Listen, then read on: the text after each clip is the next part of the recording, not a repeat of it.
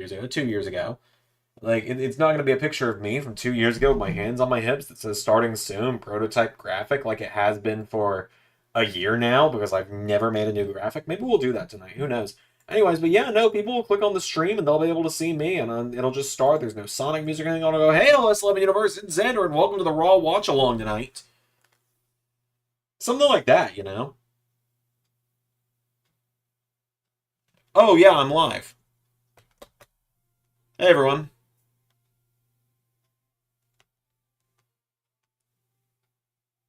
Okay, let's see here.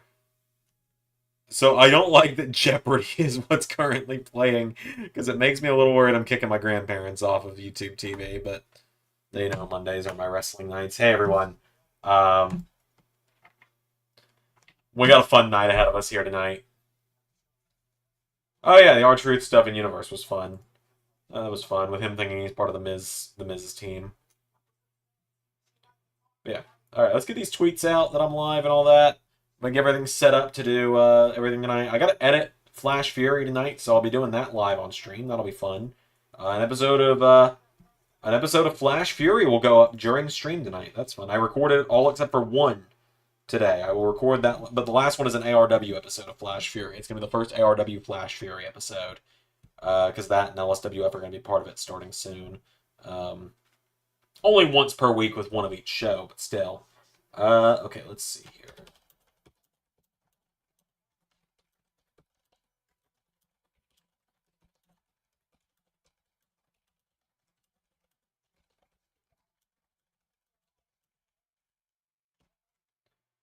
Right.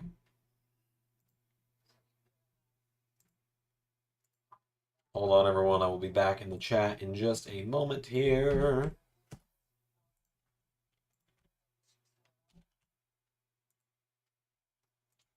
Okay, I'm back. Yep, welcome to Royalties Raw. Pierre put it best.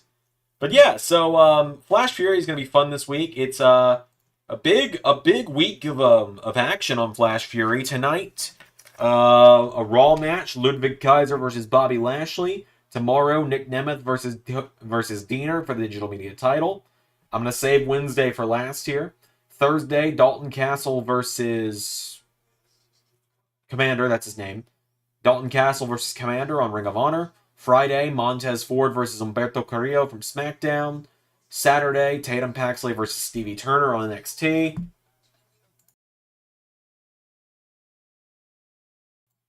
Sunday, Becky Lynch versus Kayden Carter from SmackDown. And Wednesday, ARW will get the return of Bonesaw is ready. Hey, Freak Show, I got you for 5 minutes. 5 minutes of Flash Fury, yeah. When Bonesaw McGraw returns to LS11 Universe and faces Glass Joe. Shall I join? Shall I join thee for another Monday stream? Perhaps so, Ray. Perhaps so. Let's see if we can figure out how to make that work. Let's see here. I have to go to StreamYard to do that. I need to delete the old face cam because I accidentally doxed it last week. So let me hold up. Let's deactivate my face cam. Deactivating. They can hear me, but they can't see me anymore. That's fine. We do that. We put me on here. We do that. We invite. We click copy. We go to Facebook Messenger, where I do the primary amount of my talking to one Ray Wood. We go in here. I send Ray the StreamYard link. We do that. And we are in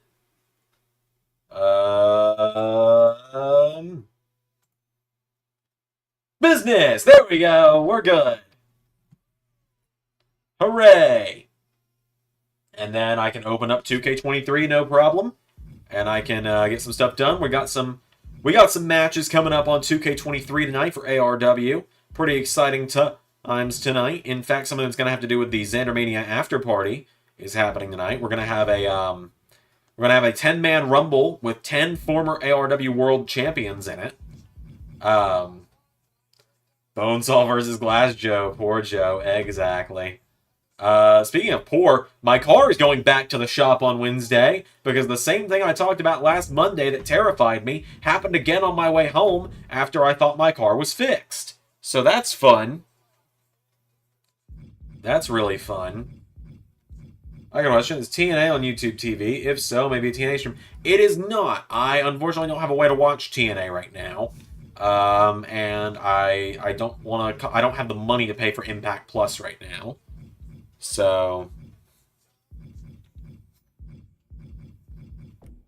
let's see here. I'm having to go in and get 10 former ARW World Champions because there are 13 former ARW World Champions.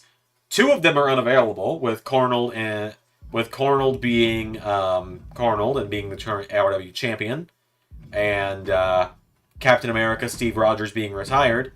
So I have to get 10. I have to get pretty much all 10 of the other former champions minus 1 on the line. I gotta get them all called in, and the reason it can't be Carnold or what's his name, Carnold or Captain America. Captain America's retired, that's why it's not him. But Carnold is defending the ARW Championship at Zander Mania, and the winner of this matchup that we're gonna have later tonight is going to get a shot at the ARW World Title on the Zander Mania After Party ARW Edition in a few weeks. So that's pretty exciting on March 31st. All right, Ray is not in the StreamYard yet. Just had to double check on that.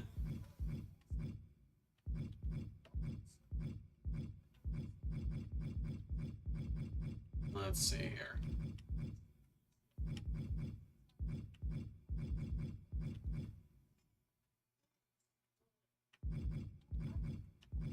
So I'm not 100% sure if we're going to do a SmackDown watch-along this week, because the show is pre-taped this week, and I've already read the results. However, the show does sound really fun this week, so we might still.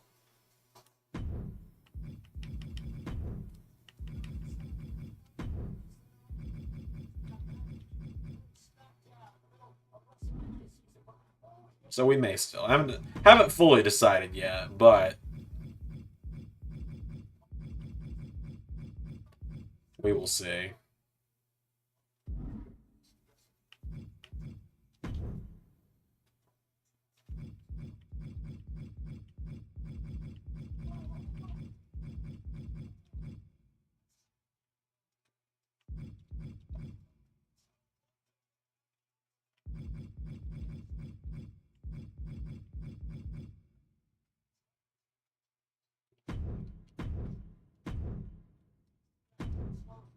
There we go.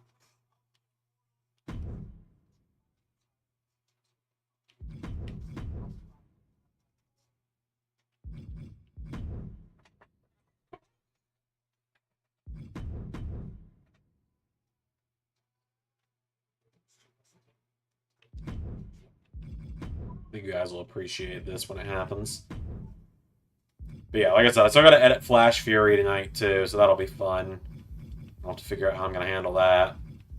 Especially with Rage winning me now, because if I put anything other than 2K23 apparently in front of StreamYard, the tab, or in front of a tab in general, that tab freezes on OBS, so that's fun.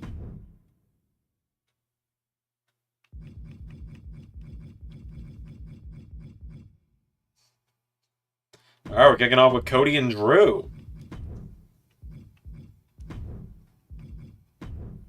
I think I knew they were kicking off tonight, but I think I forgot with all the excitement of the day of, you know, getting 10 minutes into my drive home and having to pull over and getting a bitch behind me laying on her horn, even though I pulled completely off the road so I wasn't in her way. She still laid on the horn and flipped me off.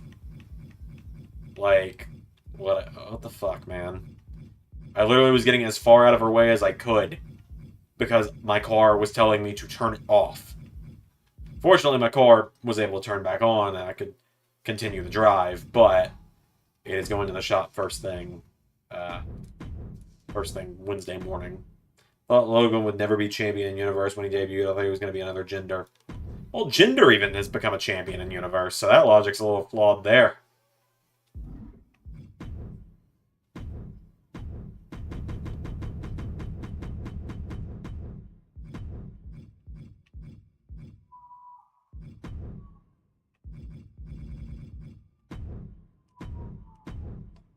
Go. Is Ray in, like, just waiting on me? There he is. Hi. Hey. Sorry, I was getting the stream. I was getting my Raw thing going so I could watch. You're good. Yeah. I'm actually interested because we are about to see what we did as a Mania main event. So we're not just seeing one thing we've done. We're seeing two things we've done tonight. Because Yeah. Jey Uso's challenging Gunther for a title tonight. Oh yeah. Which is why the thumbnail is just something royalties with me shrugging. Because I like the royalties joke. We may have run it into the ground a little bit. I think it's good. People are also going to hear the obsessive clicking of 2K23 for a little bit here because I am getting characters for later tonight for after the stream, for after Raw. Got some stuff going on tonight. So they're just gonna they're doing this. It's gonna have a wonk finish of some kind. No, but I'm talking about Cody and Rollins versus Rock and Roman. I'm like, you're doing this, aren't you? I guess they are. I'm like, you crazy bastard, you're actually gonna go through with this. Like, I'm as shocked as the next guy. I'm excited for it though. I'm kind of excited for it. I don't really. I mean, I don't have terribly much interest in Rock, is the thing. I just don't. Like, okay, I've softened my stance on this view of tag teams in general, but Zander will tell you this. I like it when a tag team is a concise unit. Oh, I'm aware. There's a reason that, when I'm like, I think these two individuals would make a really good tag team, Ray is like, unless they have a name, an entrance, and a finishing move together, no. And matching attires. I'm pretty sure the only reason you like Invincible Strong Style is they both wear red. But no, I've softened my view. Like I've said, okay. It's what I prefer, but it's not what I always prefer. Okay. And let's not forget who I pitched to win. Okay, that gives spoilers. But the tag tournament we're about to do, I pitched the winners. I don't want to hear it. Okay, you got me when it comes to that.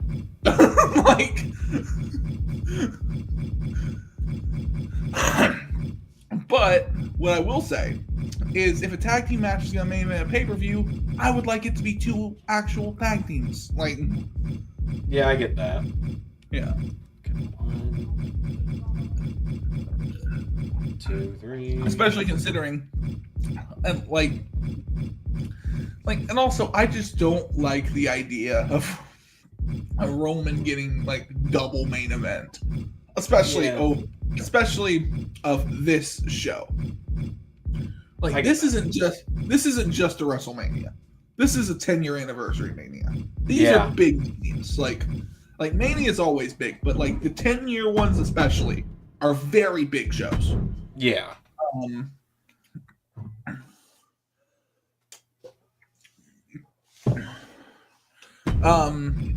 The 10s and the 5s. If you're numerically in that regard, you were kind of considered one of the bigger events. Yeah, I'm honestly wondering if they're going to keep doing the 2-night thing after this year. Yeah. They are? I'm going to guess so. I've enjoyed it being 2 nights. On one hand, I like it just being able to be okay, we're done after one night. But on the other hand, it does have more room to breathe. Yeah. Well, let's not forget Mania 35. Just no one remembers that show for being as good as it actually is because it's so damn long. Yeah, and also the finish to the main event. Yeah, the finish to the main event. But honestly, other than that, the show is great. Oh yeah, it's a fantastic show. Top to bottom, fantastic. No one remembers that though, because the show was 8 ass-numbingly long hours. Zach says you should have, as a joke on Friday, had Regal come out and yell "War Games" for the Shield versus the Six as a meme. That would literally take everything out of that moment. Yeah, exactly. Because the moment is supposed to be the moment is the who said anything about rumors wild thing hits. And Yeah, it's and like, also, holy shit. and Xander's all sitting there like, I've been waiting half a decade to do this storyline. I've waited half a decade to be able to do a Shield reunion in the modern universe. Yeah, and he's like, no one will take this from me. Like, pretty much. No, they're going to do some screwy finish because it's a TV match. As I'm sure Jay and Gunther is going to be later on tonight. I'm pretty sure it's going to be something kind of dusty in that way. I assume Jimmy is probably going to cost Jay. Do you think they're going to do that, Mania? Unfortunately. I mean, I think it's how they build it. Honestly, like, what I could really see happening is Jay and Jimmy fight on night one. And like you said, I fully believe Rollins is going to pin Roman if this match is happening. Oh, yeah. And I think what's going to happen from there is the next night, Rock is going to order the Bloodline not to help Roman. Yep. And they're going to do what The Rock says. That's what I think, too. So Cody gets the clean match. He cleanly beats Roman. And they're probably going to... I don't know if you could push Roman and Rock a year, but... I think you could. Neither of them are there enough, so... literally, do you do, like, Cena Rock? Do you have, like, on Friday, like, Rock be like, Roman be like, I'm challenging Rock for my retirement match at next year's WrestleMania. You know what? Now that I said that, that actually sounds kind of badass. Yeah, I think that's probably exactly what they do. If I think that could be it. Like Roman says, next year's WrestleMania, my retirement match, me versus The Rock. This whole next year, it's gonna be my like retirement thing, like getting all the big matches in you want me to get. Because he still has a few that haven't, he still has a few like things to check off. I think. Yeah, they got to do the solo match. They apparently want to do a Braun Breaker match. And Roman wrestles twice a year, so there you go. There's Roman's matches for the rest of the year. There's SummerSlam and a Saudi show. SummerSlam, Saudi show. But I could honestly see him wanting to work more if he really is. If they're able to get him for one more year, if he's able to let's be honest, Roman can't do this much longer. Doesn't seem that way. And I'm not trying to judge him at all, but and at the rate he's going, either Roman's not going to be able to do it for legitimate health reasons. Mox might not be able to do it because of blood loss. So yeah, John Moxley worries me frequently. Yeah, like I'm just like I love the man, but I'm like, you don't need to bleed every match. Not every match needs juice. Especially not the way you do it. Like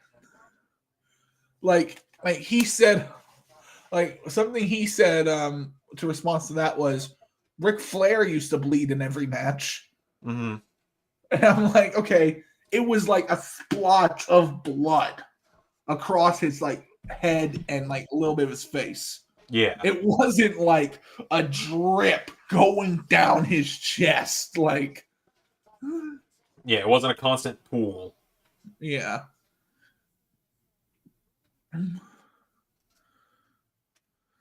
Yeah, no, like I like John Moxley. I have not watched a John Moxley match in months. Because he bleeds. He just bleeds all the time. Like, and there are people like, it's funny, like you can tell on commentary Taz does not like calling Mox's matches when he bleeds. Yeah. Because Taz is like, well, here we go again. Yep. Yeah, I texted you a bit ago because, like I said, I was watching old Memphis wrestling, and I was like, Zander reminds me of Lance Russell. For all the people that checked that out. Huh? I have not gone and checked that out. I was a little busy when you sent me that. No, I didn't send you like a link or anything. I was like, I need to. I'll find some. Like, so I was watching like an old Jerry Lawler and Dutch Mantel match, and like I was like, this is exactly how Zander would call this. This is like exactly how Zander would call this. Like a forceful kick into the back of the leg there, and now Dutch Mantel trying to slam Jerry Lawler's head into the corner. Jerry Lawler avoiding the slam there. Jerry Lawler coming out of the corner. And I was like, yep, this is how Zander would call this. Like, just... No, I just do it play by play. I kind of have to. Yeah. Zach asks, Ray, don't get mad, but are you one day willing to do blood and guts? Yeah. Yeah. Unfortunately, see this happen. Zander, you know that mod for the Blood and Guts arena we had on the War Game stuff that I could do? It stopped working. Oh, awesome. Yeah, and I tried to remake the file a bunch of times. It just doesn't work. That's awesome. Yeah. We love to hear that. Yeah. So I don't know if they somehow made it not work. I don't know. No idea. But yeah.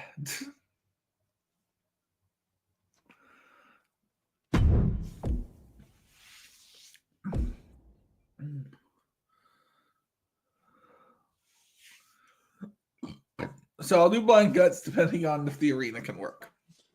I feel like in 2K24 we'll be able to.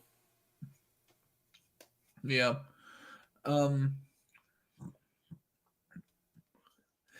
The thing I really want in 2K24 is a better physics system. I get that. Yeah. Like, just sharpen up. Just make the match pacing a little slower. Not 2K22 slow, but like 2K22 wasn't like terribly slow, was it? Which was the one that was like, oh, 2K19, sorry.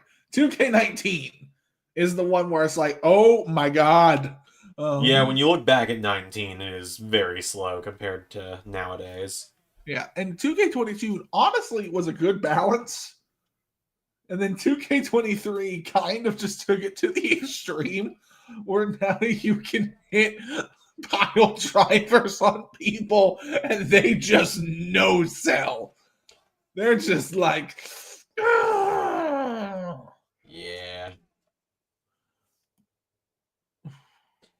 I was saying this yesterday, but the new blood for 2K24 will make Mox's matches more realistic. Yeah, I guess so. Mind you, Mox doesn't believe in every match I do with him. Only on pay-per-view, baby. That's true. But yeah, no, the blood pools now on the floor and stuff. For all you sadistic fuckers out there. Yeah, I'm pretty sure that's how Murph's captioned it when he shared the clip of it. Was for all of you sadistic players.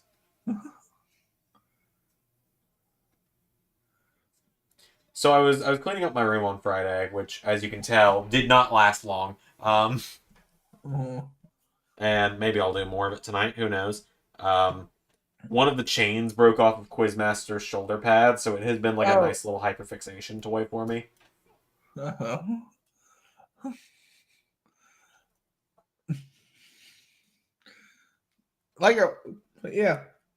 And like I was texting earlier, I know for a lot of this is completely off topic. Yeah, I view you like Marnie. I do think you encircle us in the game and make you call it and be like, this isn't Zander. You call me the Commodore. Oh, yeah. Oh, I guess that actually reminds me of what we were talking about. Folks, I got something to share. We were supposed to have two things I could unveil tonight, but one of them has apparently been lost in transit. Okay. I can officially now share the redesigned LSWF World title because we have now got a real LSWF World title. It's got an eagle on it. It's officially the best title ever. Yep. And I'm taking it home again, just like your old belt, Zander. You're not fighting for the LSWF title right now. This is going home out on March 30th with either Adrian Nova Hanzo, Carnold, or Matt Cardona. One of those three. But I will end up with it, just like the predictions title. I don't even know where that is anymore. That belt? I've lost it. I was about to say, I'm pretty sure I gave it back to you. You did. You gave it back to me when I won it. When I won it back at Double or Nothing 2021, 22. When Punk won the belt from Hangman. Yeah. Which oddly, CM Punk At the time where I was #1 Punk hater, Punk won me the belt. Yeah. Wait, no, I wasn't Punk hater yet. It was No, Brawl Out made me hate Punk. I'm pretty sure we both had Punk for that. You actually went Hangman. Huh. Curious. Which, looking back, I think Hangman should have won that match, but... Oh, no. That's... with hindsight. Yeah. Even then, like, I know you're a hater of Punk. Oh, I like Punk fine now. Hindsight if Punk was going to get injured 3 days later. Yeah. That's what I mean.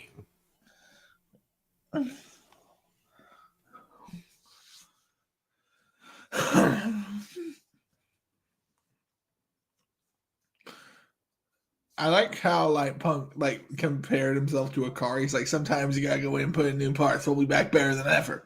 And be like, well, imagine you had a car and you kept getting repairs on it, but every time you took it back out on the road, something else broke almost immediately. Oh, you mean like how this time last week my car said that the hybrid system was failing? I took it into a shop, spent $600. A week later, after they said everything is good, the hybrid system started failing again today on my way home from work. Yeah, that. And I had to call the shop and get an appointment for Wednesday. And when I pulled off to the side of the road, off of the road itself, a bitch laid on her horn as she flew past me. Maybe a little hyper-specific, but, you know.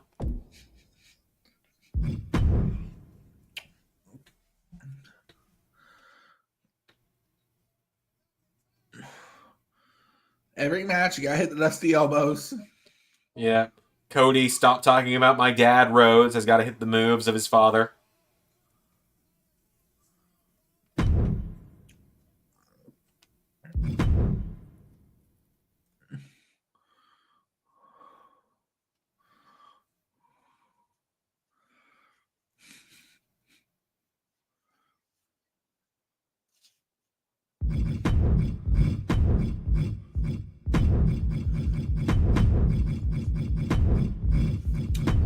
But yeah, so I don't know if you saw this in the Discord and stuff last night, Ray, but LSWF is now officially on the website.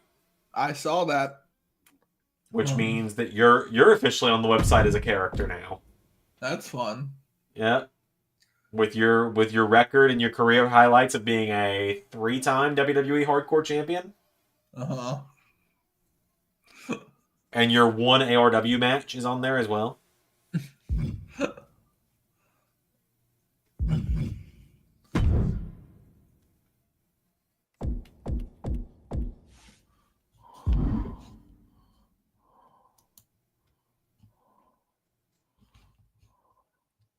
Drew and Cody have been going for almost the first half hour of Raw. Yeah. Zach says, did the Shield reunion get the reaction you wanted and expected? Yes and no.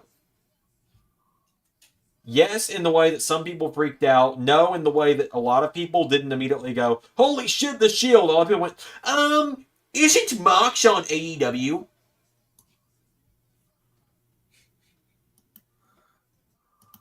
That was really mean the way I worded that, but I was very annoyed. I was like, just enjoy the fucking reveal. It reminded me, why did you do it like the Fedora guy voice? Because it fit in my mind in that moment.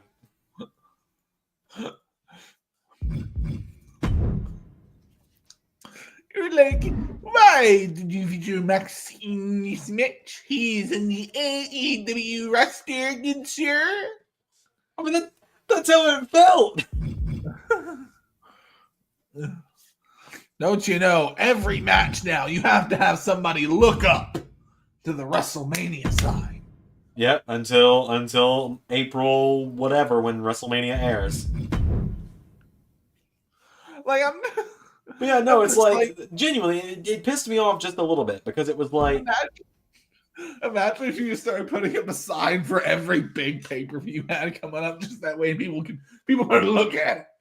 Jeez, don't give them ideas. Great balls of fire. Don't give them ideas. But yeah, no, I'm happy people are excited, but it's like we have Forbidden War coming out. And I even said the Forbidden War can wait because the Forbidden Door just got blown off the hinges. Mm-hmm. Cody's not going to just straight up win, is he? I mean, Cody Cutter 1, 2, no.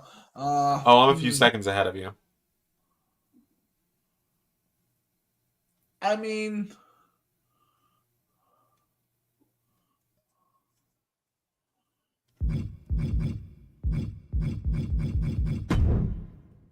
Oh, no, there's Jimmy. Wait a minute. Hold up. Is Drew about to win?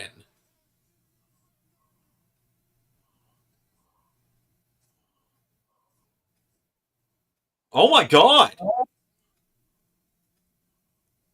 oh, Solo again. Just like WrestleMania.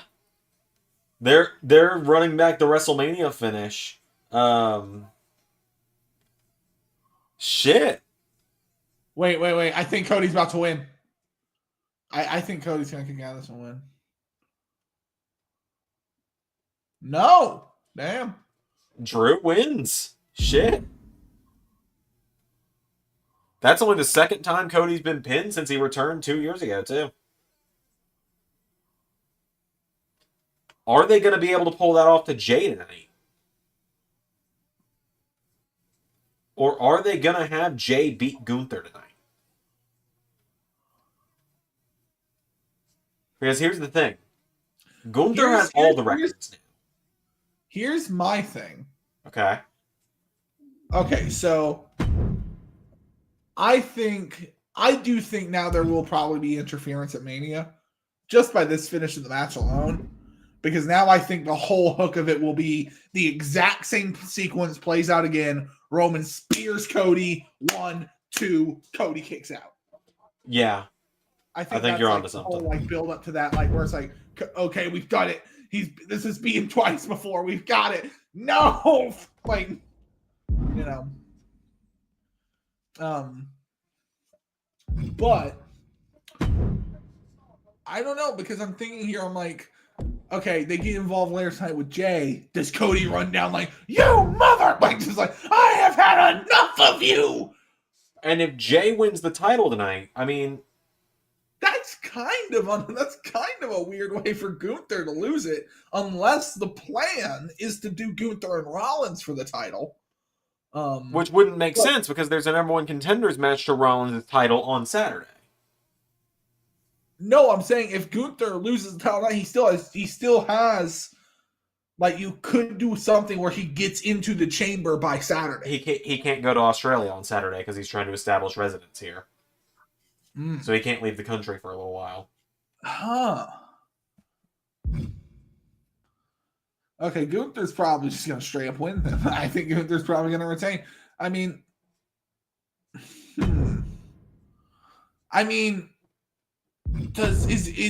is Jay and Jimmy elevated with the title? Possibly, because then you can kind of have the idea of this title is important to the bloodline because Roman has had it, Jimmy and Jay's father has had it, The Rock broke out with this title. Yeah. And so you got that elevating it, and then there's kind of the idea of this is the title for the guys who are the next big things. This is the title that shows who really is the heir to the tribal chief. Here's my question. If Jay and Jimmy is at WrestleMania for the IC title, do you make it a ladder match? You could. Zach says, is this a setup? Is this to set up dissension between Rollins and Cody, where Cody asks, where were you?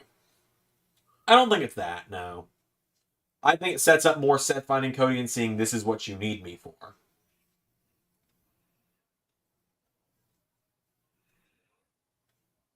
Because I think this year at Mania, here's what I currently think.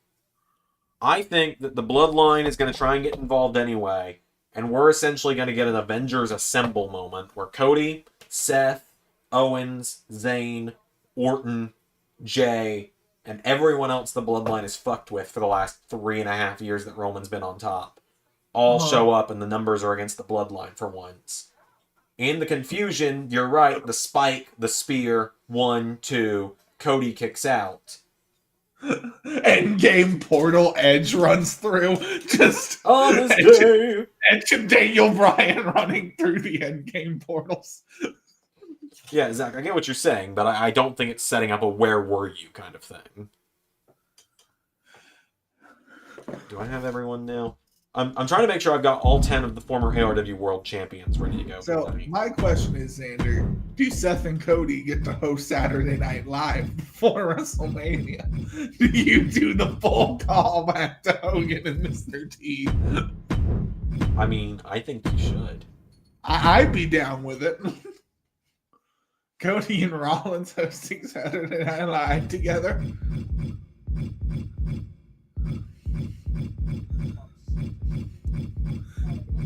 The two extremes of American anime villains. Which that's what Seth Rollins and Seth Rollins and Cody Rhodes are both archetypal American anime villains. They're just both ends of the spectrum of it. Just because you're not wrong doesn't mean you aren't out of line. Okay, hold up. It sounded like the blonde American or like the over the top. Okay, yeah, I've got all 10. Good. I had to do some serious thinking there to remember, do I have all 10 of the former ARW champions that I need for tonight? Because, like, there are 13, right? There's, the history of the ARW title. It's Thanos, Superman, Captain Falcon, Captain America, Arnold, Sephiroth, me, Giovanni from Pokemon, back to Captain America as a 2-time champ, Kratos, Spider-Man, Iron Man, back to Spider-Man, Cornold, Shaq, back to Cornold.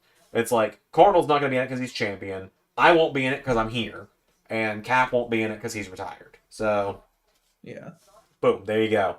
Later tonight, those other 10. Sam Wilson be in it now. He's Cap now.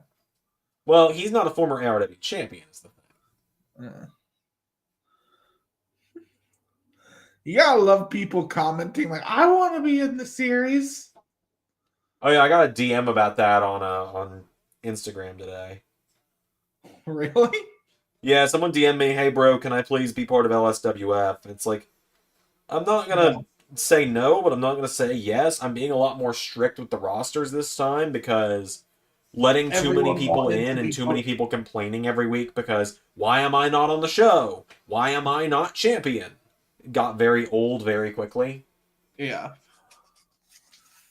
And so it's like, it's not just going to be fan characters, it's going to be like custom characters as well. Like, some of the characters on the roster for LSWF aren't original LS11 characters, like that Sergio Wolf guy, found them on Community Creations. Most of the women's roster came from Community Creations. It's like people are like, well, why does this person get invited on? It's like, well, for example, Hanzo, Shinobi, Colton, DJ, people like that. I've known these guys for years. I talk to them a lot, and they've never been like, why am I not champion? Essentially, it's got to be people who are going to be cool about the fact that not everyone can be champion. Yeah. And unfortunately, not a lot of people think that way. A lot of people, when it comes to fan or creative wrestler series, are like, I'm either world champion or I don't want to be here at all. Yeah. And like one thing, I went back to an old LSWF show because there was all right, another Andrade video package. But anyway, it's like, I love that. Bring them out and have them wrestle in front of people, then play vignettes. I'm hopeful it's going to really work out this time. Me too, but I'm like, this is a weird order to do it and to have him come out and wrestle. You either air the vignettes, then have him wrestle, or just have him wrestle and have him like be a character from there on. Yeah. Don't have him wrestle, then start introducing the new character. Well, having him return in the Rumble was smart, I think. People who haven't watched in 3 years that have never seen him before can be like, well, who's this guy? And now you've got these vignettes building him up.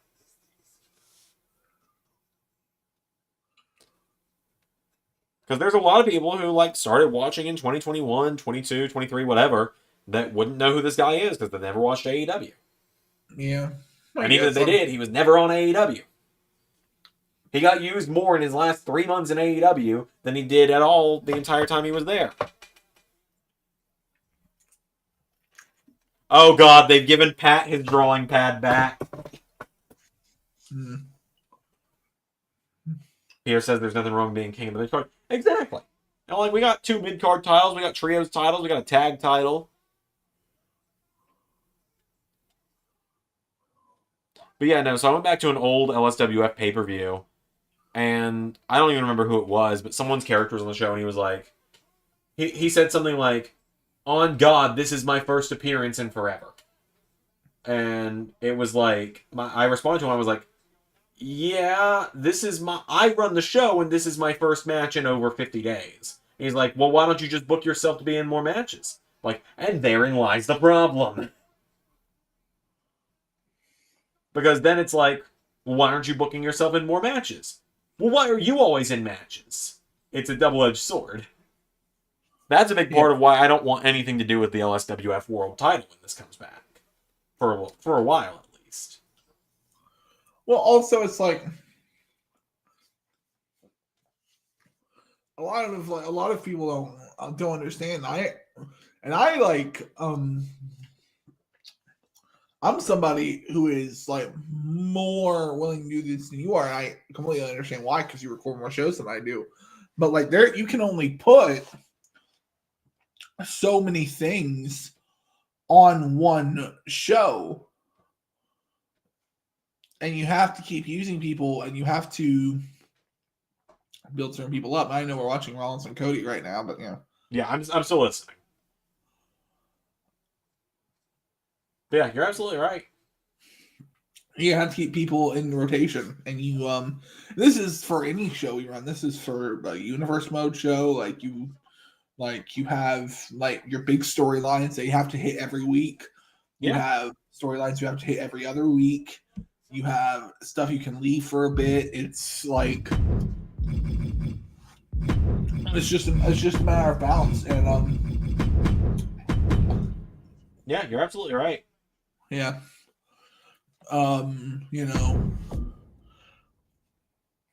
And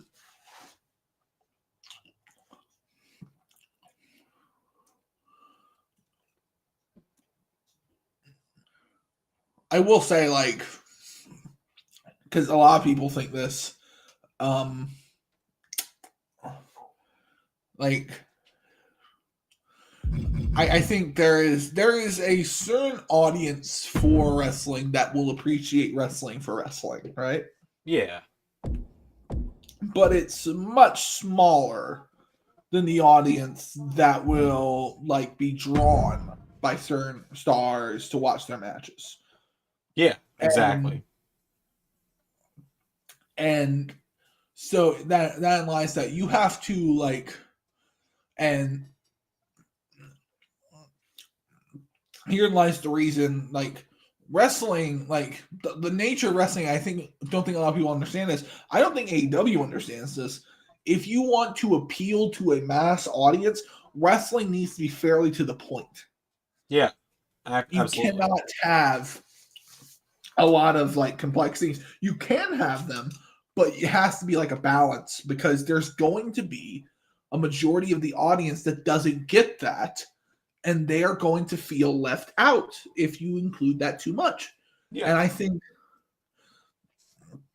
think that's a real problem with AEW right now, is that they are, you shouldn't not cater to the hardcore fans at all, but they are catering so much to the hardcore fans that any casual fan is going to feel completely neglected when they watch that show. Oh, for sure. And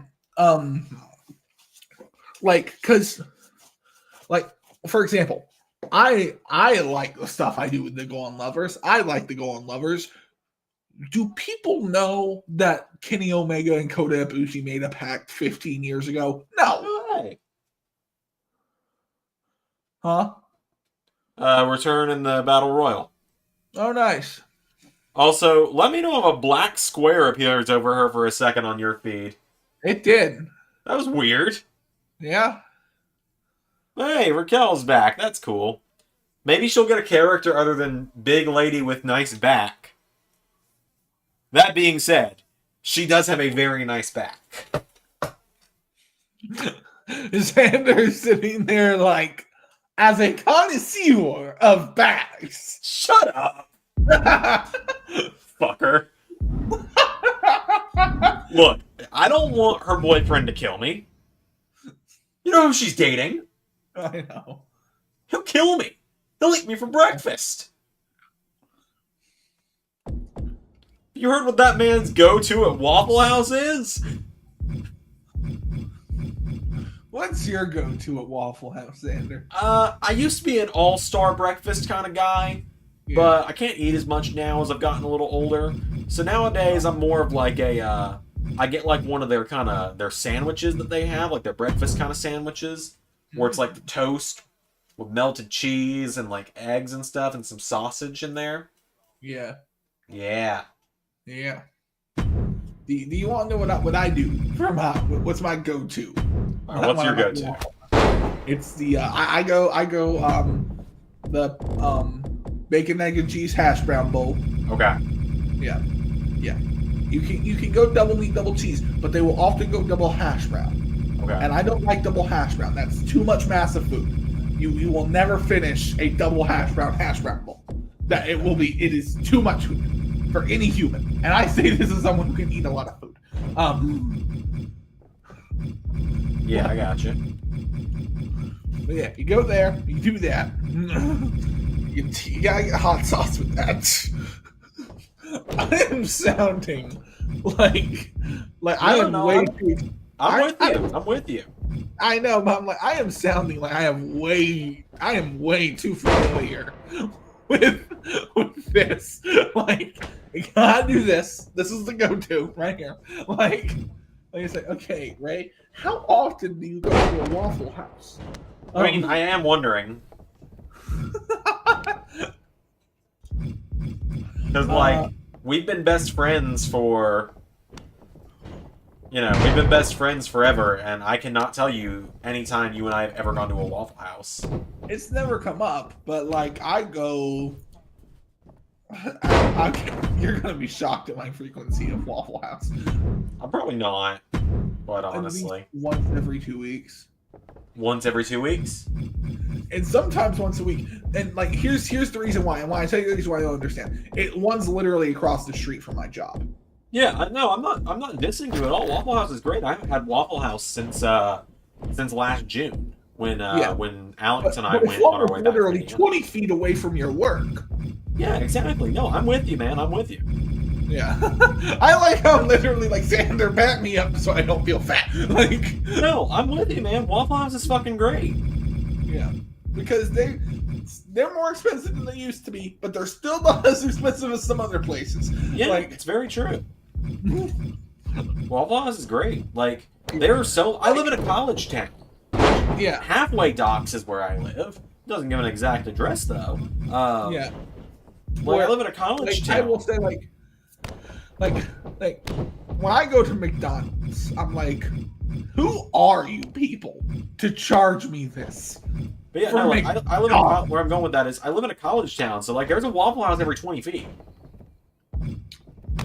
I just haven't gotten Waffle House because I, again, am about to have to spend, unless they give me this diagnostic for free, which I feel like they should, given it's for exactly what I took my car to them for 6 days ago, and they didn't find anything.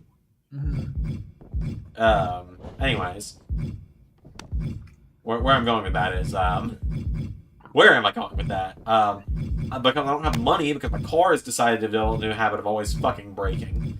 All of that being said, I want Waffle House so bad now, especially because of this conversation, you motherfucker. Yeah. And like so, but I will say, I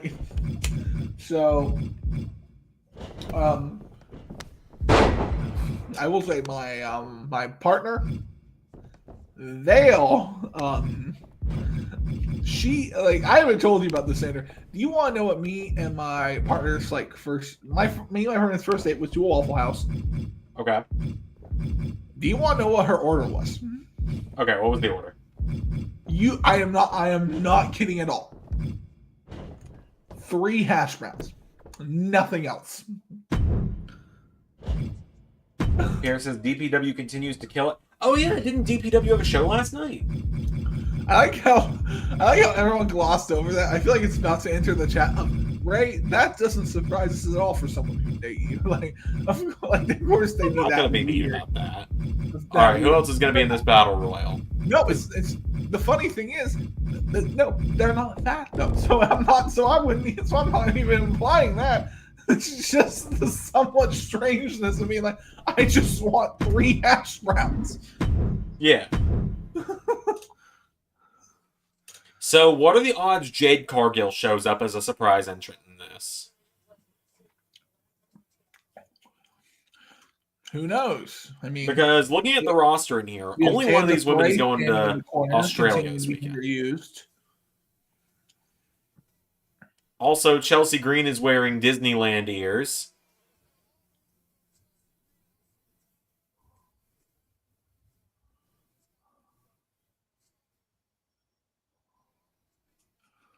Oh boy, Natalia. Zach said, I put hash browns on a grilled chicken sandwich. My God, that sounds delicious.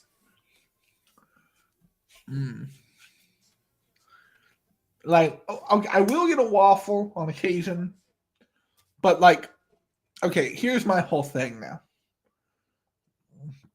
I'm trying not to eat as many sweets. Okay. But, the Waffle House waffles, they're a dessert to me. That's not a breakfast item.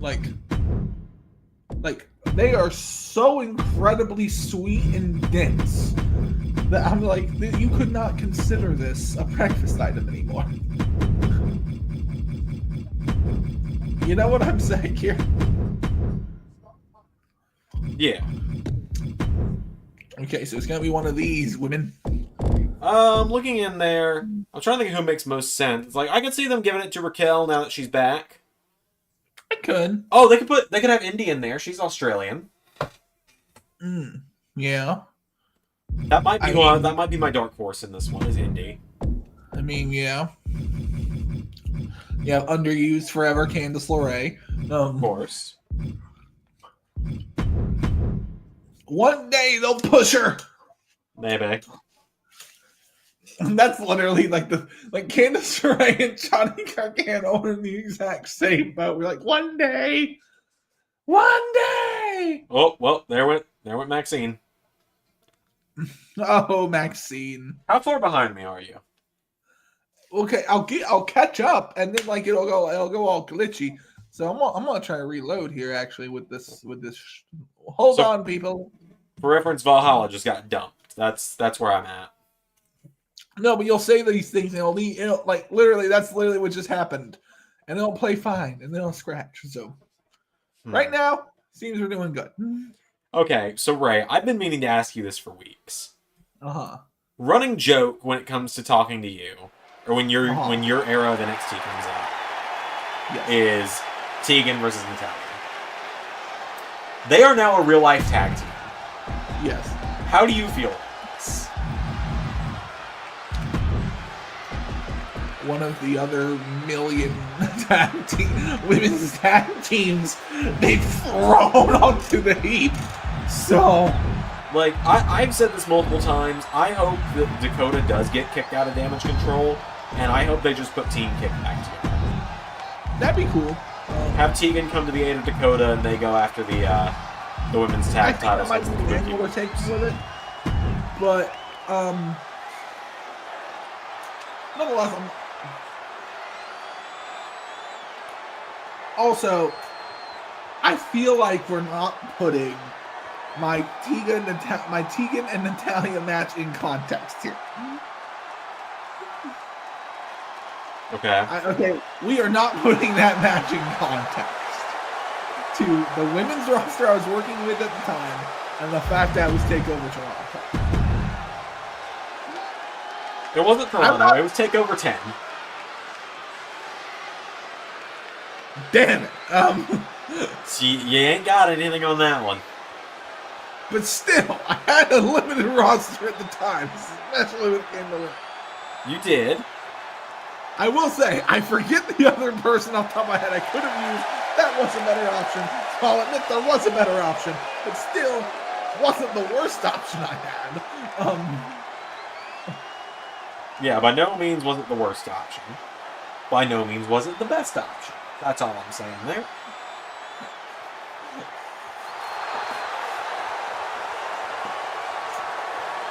Zander, nobody bats 1,000. I'll say that. See, that's when you've got to just say something like, you know, Zander, nobody bets 1,000, and then you bring up one of my shortcomings with booking. What? Like what? Like me bringing up how you desecrated the visage of the NXT Tag Team titles and made it hard for me to build them back for almost a year. I'm not that kind of friend, Zander. I was gonna say, Joe Henry and Joseph Connor. I am such a good friend. I wouldn't do that to you. I'm gonna say Henry and Connors was gonna leave your mouth at some point in all of this. No, Zander, that's what I'm saying. It won't leave my mouth because I am such a good friend. Okay. Fuck you. Fuck you. At least when I'm an asshole, I'm direct about it. I won't beat around the bush.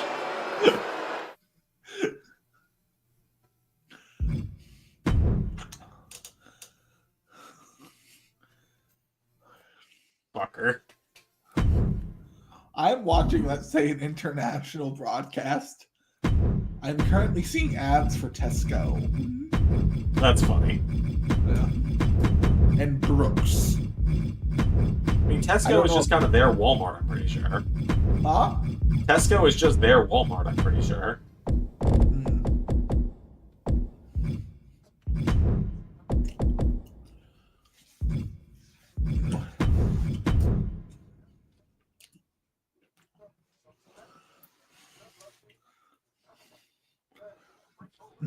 I still think it's really funny that the General is so behind on the terms of memes that Bad Luck Brian is something they're using.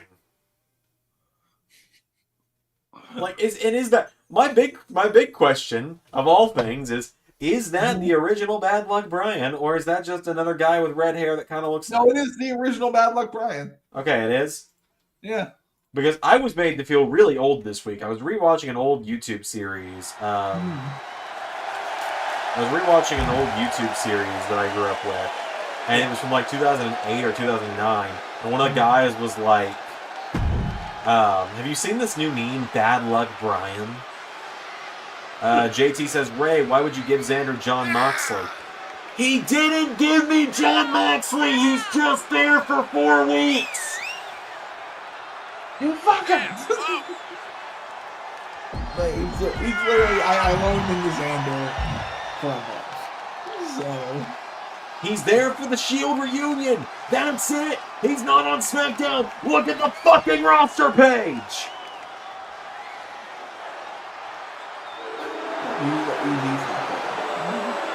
Moxley.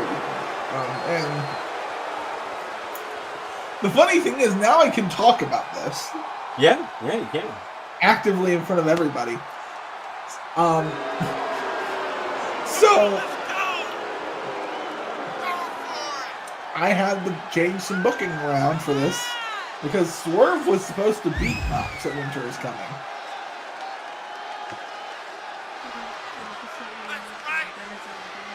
Okay. Okay. Really? In front of my salad?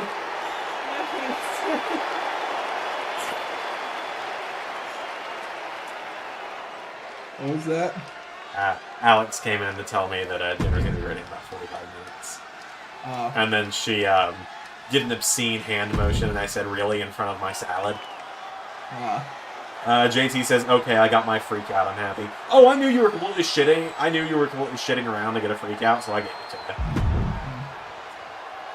See, JT can push my buttons and get the freak outs he wants because JT is also a real one that will go in and defend me when a hate comment comes in. Yeah. JT says, "Oh, you got a salad? What kind?" I don't actually have a salad right now, but that's just a joke my wife and I make whenever one of us says or does something obscene. We just go, "Really, babe? In front of my salad?" I don't know where we got it from, but that has to be from something. It's from something. Yeah. But when I do make salad, I typically make like a nice veggie salad.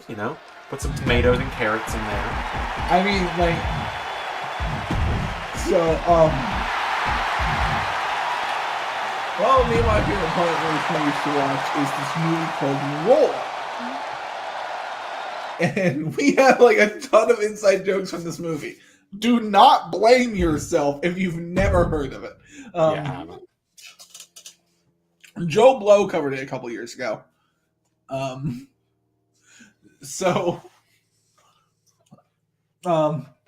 Roar is this insane movie from the 1970s. That's about this man who's trying to reunite his family, but he's also living with a bunch of wild, like, massive lions, and like trying to become one of their pride. And like him and his wife have been separated for a year as he does this in fucking Africa. Mm-hmm. And so the family comes to visit him. But the best part is, these were all filmed with dozens of real life lions.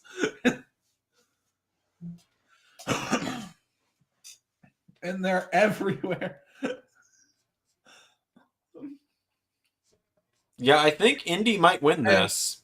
And I know what you're saying, Zander. You're saying to yourself, no, that's not a thing. Because even if it is, I bet you the lions are trained. Never mind. No.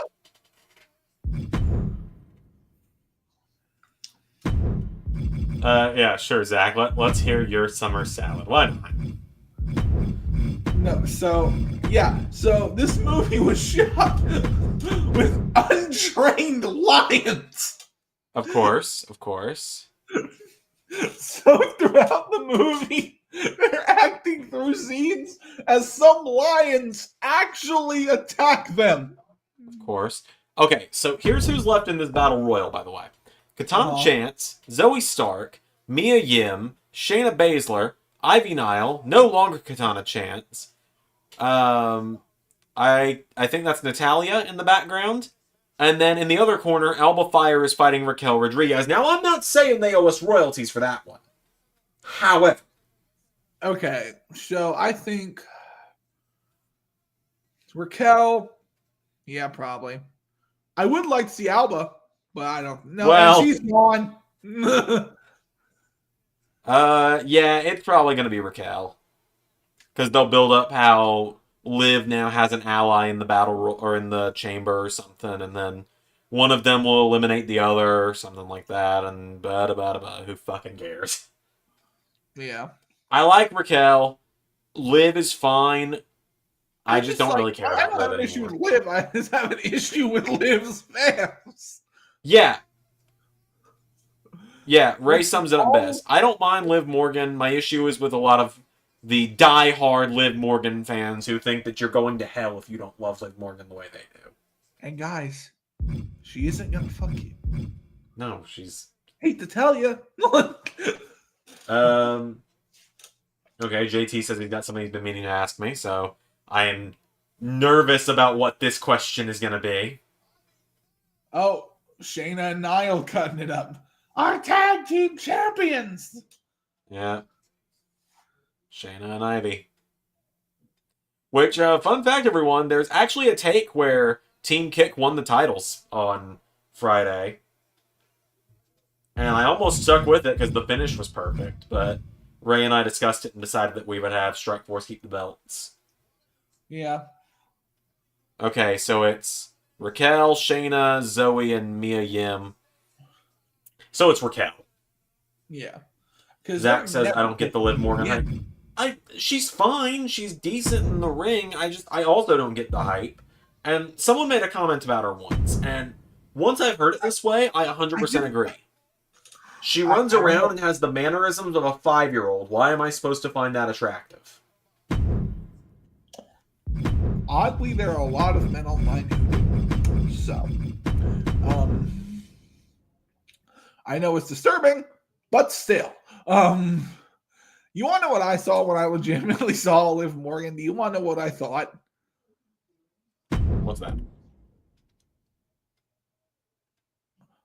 I was like, this is Alexa Bliss with less of a look. Pretty much. There was actually apparently legit heat between Alexa and Liv at one point because of that.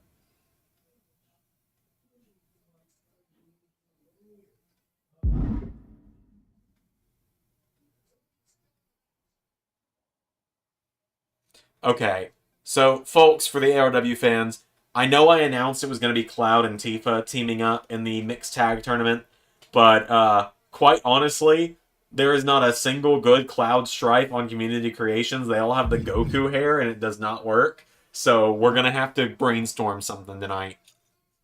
And it's Raquel, yeah. Wait. No. Wait. No. What? Yes. Yes. No. Damn it. I want them to push Chelsea Green. Same. Give Green a chance. Like, I hate saying it like this. Like, yes, I love the era of the women's athlete and the wrestler, right?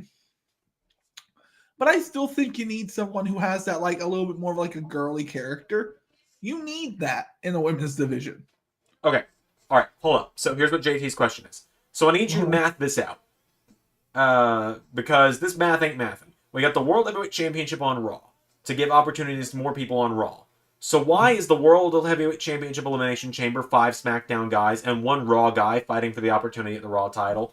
Okay, so actually, it's 2 Raw guys, I will have you know, with with Drew McIntyre and Randy Orton. However, you've got Cody Rhodes, who is a Raw guy, going after Roman Reigns, the SmackDown guy for the SmackDown title, right? So at that point, it's a Raw versus SmackDown main event for one of the titles. And on the other hand, you've got the other title. So what I'm ultimately saying is Raw doesn't have enough main eventers to fill the chamber, so they had to pull some people from SmackDown. Why does Jay Uso look like he's about to run into the party rock music video?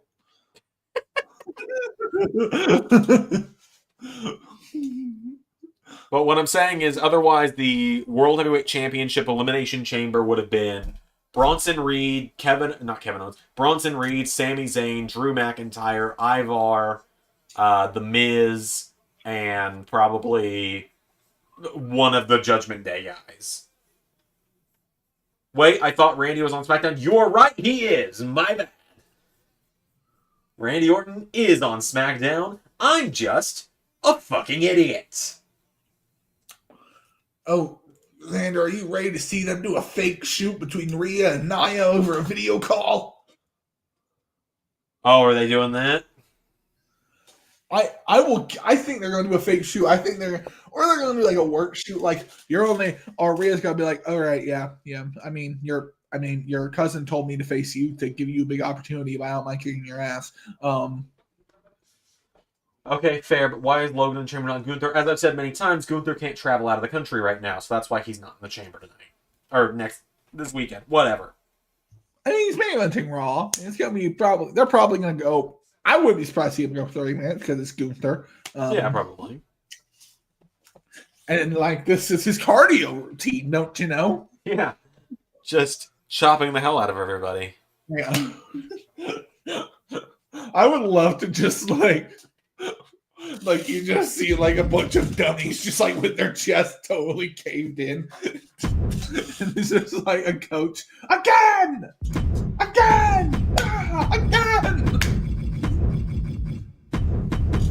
We must make your arm hard like steel. So it's like they're getting hit in the chest with a baseball bat. And Zach says, plus the setup to Logan and LA Knight. Yeah, that'll probably happen in the chamber. That setup will probably happen. Yeah. Also, I have not turned my calendar over in like 3 or 4 days, so I need to do that real quick.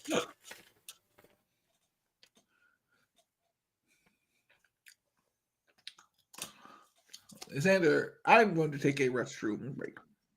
What's up? I'm going to take a break to the restroom. Okay. A shower time. Cool. All right, everyone. It's just me now. Having one of those whatever of the day calendars, it's cool because you get to look at neat stuff and learn neat stuff, but it's a pain in the ass because you got to flip it over every single day. Okay, so what do we do since I can't do Cloud and Tifa, which makes me really sad because I was really excited to have Cloud and Tifa back for the ARW relaunch. Who do we even like? Who do we even put in the mixed tag stuff instead? Like, who else do we have available? Like, I've only got 4 mixed tag teams right now. We need another one. We got Luigi and Daisy. We got Shao Kahn and Sindel, and we've got Jesse and James. I don't want to just do Mario and Peach. I want it to be different people from different universes. Ryu and Chun-Li, that's not horrible. That's not bad. SpongeBob and Sandy, neither of them are in ARW already. I want it to be people who are already in ARW. I might say Guile and Chun-Li, just because Ryu never really had much of a presence in ARW. Oh, wait, I know. No, Little Mac is in the... If Little Mac wasn't in the ladder match already, it would be Little Mac and Samus, because they were one of my favorite teams in the mixed tag tournament the first time around. Like, that was a lot of fun. I really liked their team.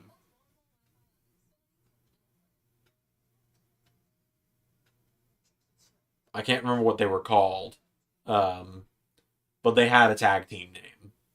Every team in that tournament had a team name, which was really fun. So yeah, we might go Guile and Chun-Li. Because also then we can have the da-da-da-da-da playing. Guile's my favorite Street Fighter character, if you couldn't tell. Although I do also like Ken. Ken is who I play in Smash when I play one of the Street Fighter characters.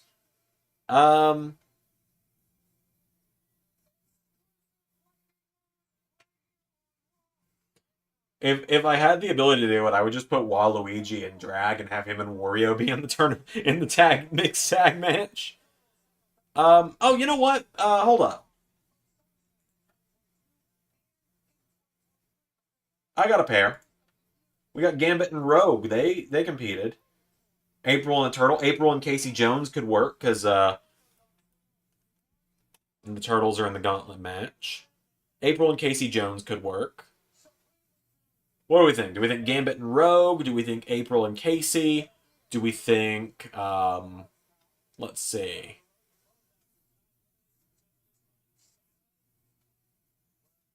Guile and Chun-Li. I'm liking Gambit and Rogue, especially with the X-Men coming back. I'd pay $20 a month to watch Raw if they'd remove... Well, alright, you can, I'll simply say that you can take that misogyny somewhere else.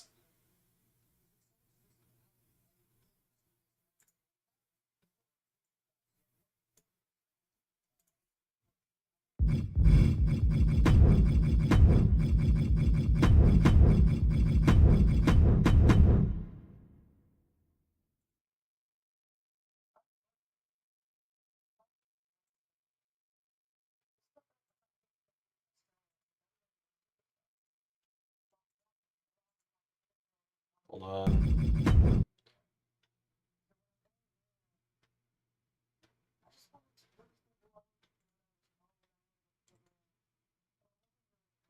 Like women not their wrestling, and that's we're just not dealing with that today. We're not dealing with the misogyny, quite honestly.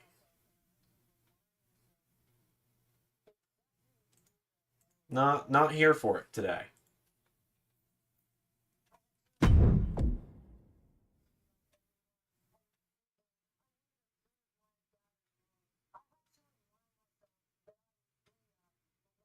Simple as that.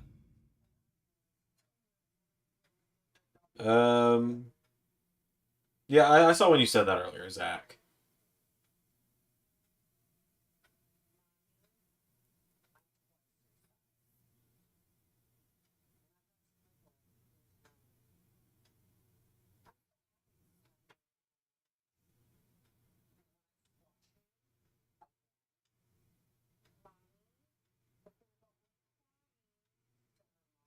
I quite simply.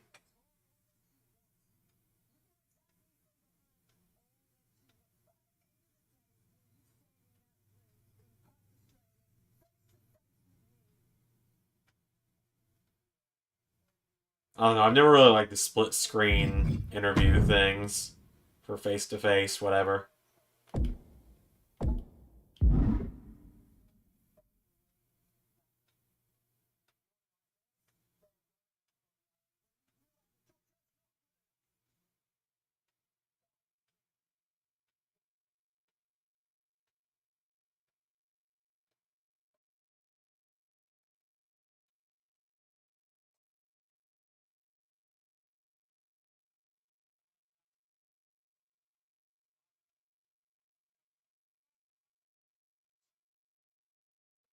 But you commented there. Not really. Not that I can think of.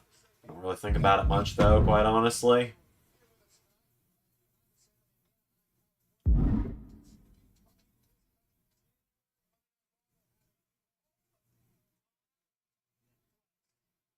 I Are these Netflix people that we're looking at while we're having the announcement about WWE going to Netflix? I don't know. Are these Netflix people? I'm back. Hi, Ray. How you doing? Good, I know Zander good. saw me. He took a moment to look at me in the corner. I was doing vocal warm up. Ah, gotcha. I can't see you because StreamYard's covered on my other. I can see you Oh, I on thought I called you. OBS. I can't Like, see you on what's he StreamYard because doing? I And still I'm have the like, game open. yeah. So I do like a singing vocal thing sometimes. I do Pharaoh Jaka. Yeah, I just do the intro over and over. I just do Halo 7 Universe over and over to get myself into it. So I do Pharaoh Jaka because it's like an actual like musical like vocal warm up. Yeah. And I kind of need that because I yell a lot. And also, Pharaoh Jaka is a very famous scene.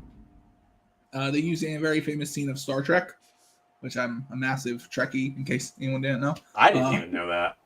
Oh yeah, I am not personally, but it's kind of come into its own last year. I've gotten a lot more into Star Trek, particularly Next Generation. yeah, no, I'm obviously a Star Wars guy. I love Patrick Stewart. It's hard not to love Patrick Stewart. Also, because like it's a really fun show to watch if you're a fan of him and know his career, because like there was a time for decades that he took everything he did so seriously. That was something he was judged for a lot, was taking acting a little too seriously. Yeah. Which is shocking now, considering everything that Patrick Stewart will do. Bullock, anybody. Yeah, I've started watching the new season finally. Yeah, and then like you realize he talks about biography is his, and a lot of people are talking about it.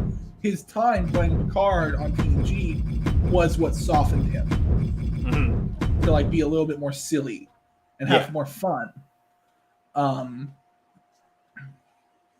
Which is great because that's how anyone I think should view a profession as joyous as acting. I would, if getting to play pretend for a living is like I understand there's difficult roles to play. Acting is very hard. I've tried it. It's very, very difficult. But at the end of the day, it's a joyous thing to do. I love acting. So like, for him to be able to like find that through that show, and you can see at the beginning how serious he is, and by the end, just he still plays it so well. But like you can see he's really like changed as a person. Yeah, and it's really, really cool. Yeah. JT says so. Just thought of this with fictional wrestlers from 2K and WWE games: Cole Quinn, Red, Green, Baron Blade. Would they be eligible to compete in ARW and LSWF, or would you rather not? Starman and Akiman. I don't know who those are. I know who Starman is, but yeah, no, I think that would be very fun for LSWF. Have Baron Blade in there. Have Red and Green be a tag team. That'd be fun. Sure, why not?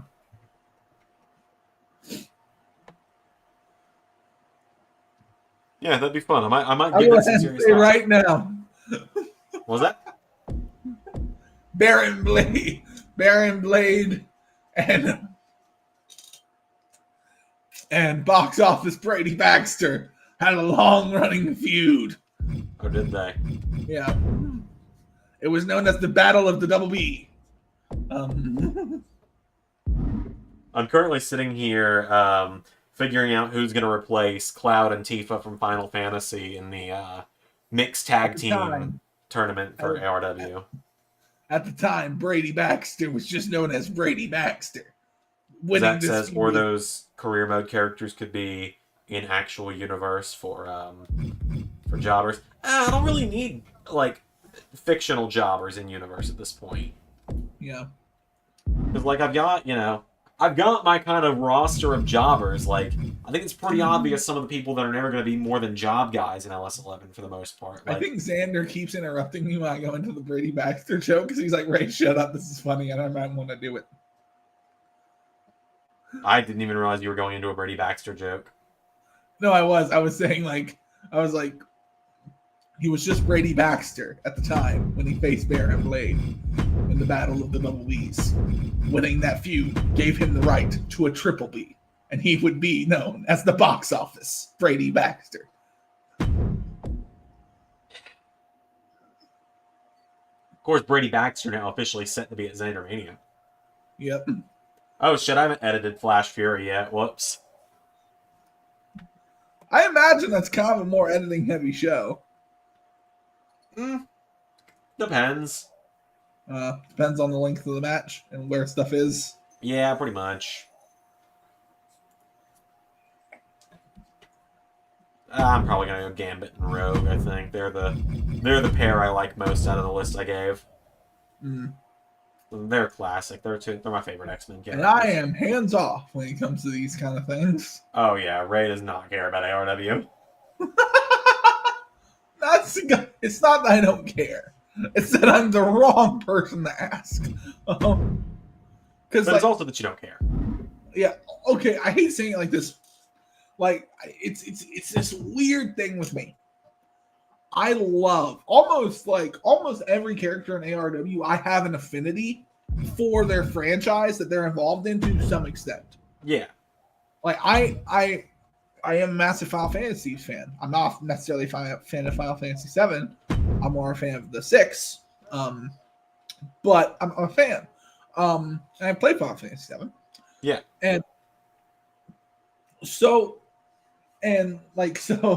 But it's weird for me to take these characters and now put them in a wrestling context. It's weird for me now to recalibrate my brain because it's like I don't think of for example, something like making a feud personal in wrestling is you attack them or their friend, or if you're lucky, a loved one's involved in the business and you attack them. Yeah. In comics, you kill the loved one because it's fiction, right? Yeah, I gotcha. Cloud thrusting his sword through Lady whoever the fuck. I only played the game one time. It's Sephiroth that killed Aerith, but okay, continue. Whatever.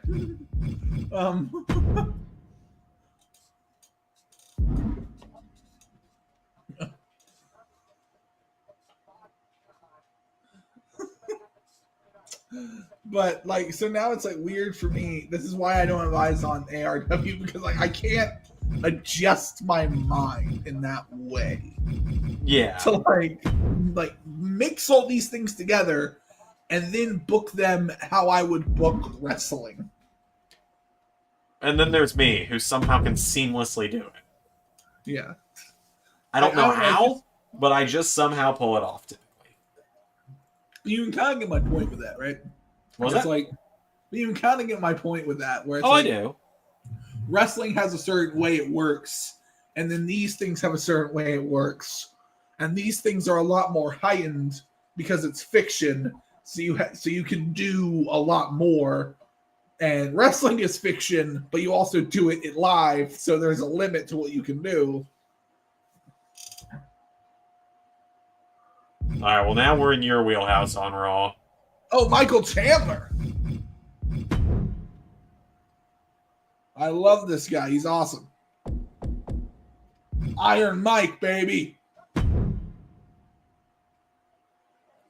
I'm not kidding, Zander. This man could probably legitimately kill most people in the locker room. I honestly think if it was a real street fight, he might destroy Roman Reigns. Like, I'm not kidding. This dude can actually, like, fucking kill people. He just called out Conor McGregor for a fight. Well, did they? I don't have the mic. Did they announce a date? No, he just yelled, Conor McGregor, get your candy ass back into the octagon. Well, so, Zander, I know you don't have any idea what's going on in the UFC. Not a damn clue. Michael Chandler and Conor McGregor just wrapped up a season of The Ultimate Fighter. Which, if you don't know what that is, Tough Enough was a ripoff of The Ultimate Fighter. That was essentially, like, WWE was trying to do The Ultimate Fighter when they did Tough Enough. Yeah. Let's see. JT says, Ray, you should do a classic AEW pay-per-view. So we've talked about doing that. I think I'm probably going to be the one that ends up doing it. I don't know. I'm just like, it's not I'm not interested at all. It's just not enough time has passed for me. Well, we talked about doing some of the stuff from, like, to establish just the history and stuff. Yeah. Mainly so we can get some Brody Lee stuff. But,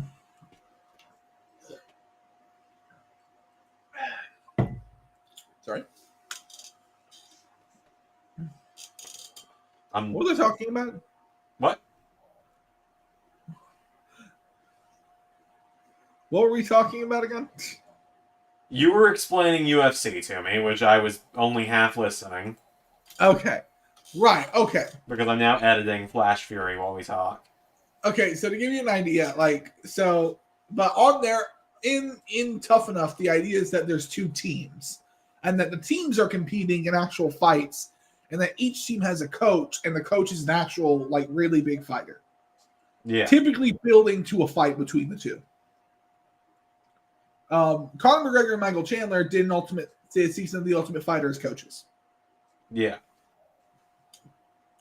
Conor McGregor, still at the end of this, had not booked a fight with Michael Chandler.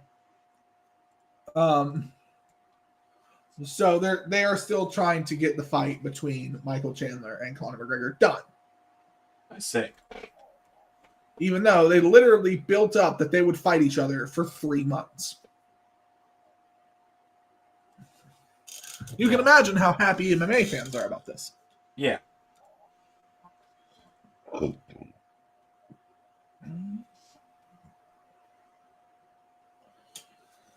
And you want to know the truth? What's the truth, right? Sometimes not a lot of them care anymore. Conor McGregor has kind of lost a lot of his appeal to some people. That's what I've heard.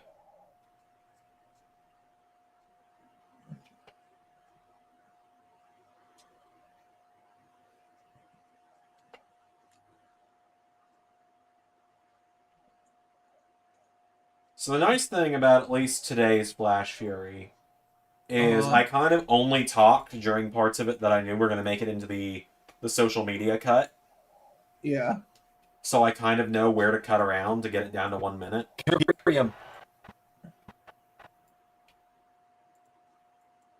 But then also, like, halfway through the match, I remembered, oh, right, members are going to get full versions of the matches every week. Out of the gate, pulls him in now, Lashley. Sorry, folks, you're going to hear me talking just a little bit, and you're going to hear double me a couple times here while I edit this. Tonight's Flash Fury that's going to go up here shortly is Ludwig Kaiser versus Bobby Lashley, so...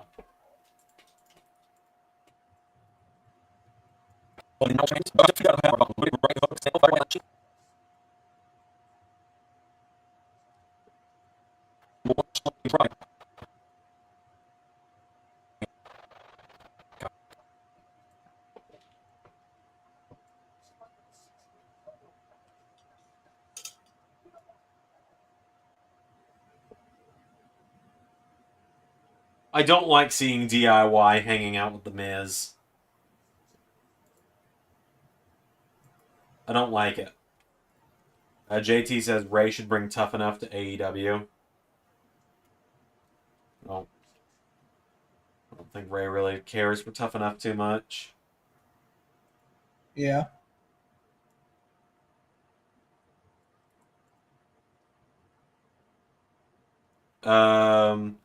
JT says, might be me. Stream's acting a little glitchy. I believe that's probably just you. Let me double check. It appears to be fun. Yeah, if you're talking like hearing something like this, that's me moving along the timeline on Premiere.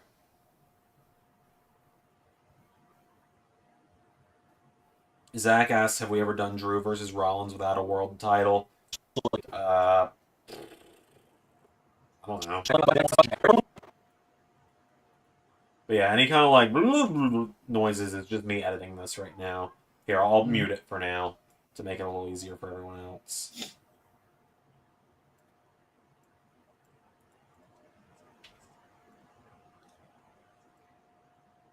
Yeah, editing Flash Fury is a very odd noise. Yeah, no, everything's fine. That's just me editing Flash Fury. It's just a little bit of a mess to edit it.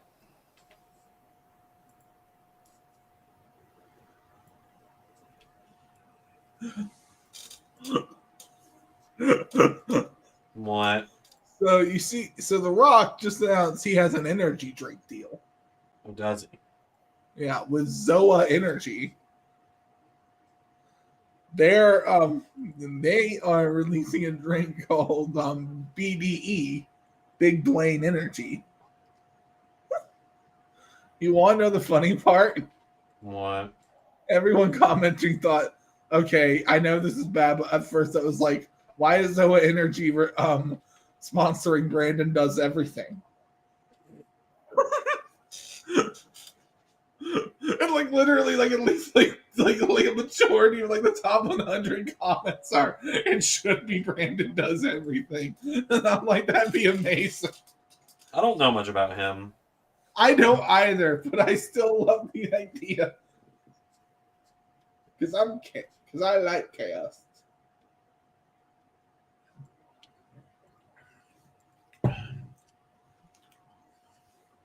Choose some wine. Yeah, it's weird. I've got all except for one match for Flash Fury recorded now. And it's just the ARW match that I haven't done. I'll probably do it when I finish the stream tonight. Depending, anyway. I might just record it tomorrow instead. I've started production on SummerSlam 2010 last night.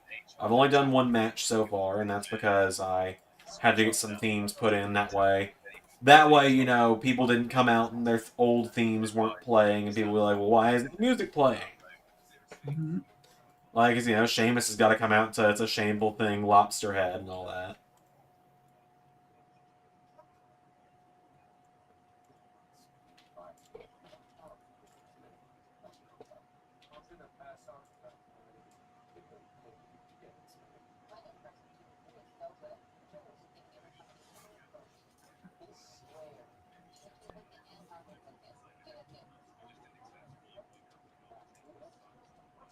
Alright, we're down to 1 minute and 30, so I've got 30 more seconds to cut out of this match.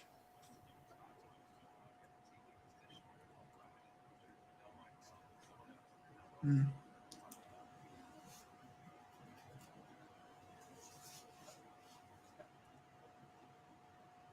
The good Sheamus. Like, Sheamus' current theme is good. I like Sheamus' current theme. What theme is it? The one that he's had since he came back with the Mohawk. Oh. I like it. Mm. I've always liked it. I am not one way or another about Sheamus. Well, one thing that's always like I notice this a lot with a lot of people, and Ray, I think you've noticed this as well. There's a lot of people who just kind of think because it's what I remember, it's the better version. Okay, like I'm not here to judge Sheamus as a person, and I like Sheamus, and he's done some great stuff. But you use Sheamus as a top guy when other top guys are out. And that is that has always been his function. And some guys are like that. Some guys only get to the main event because other top guys are injured.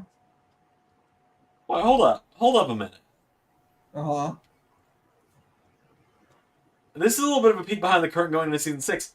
If you feel this way about Sheamus, why did you put up a fight to get him in season 6? Because he's also a great mid-carder who's tough as all shit. And that's what I'm going to use him for. Oh, but fuck me.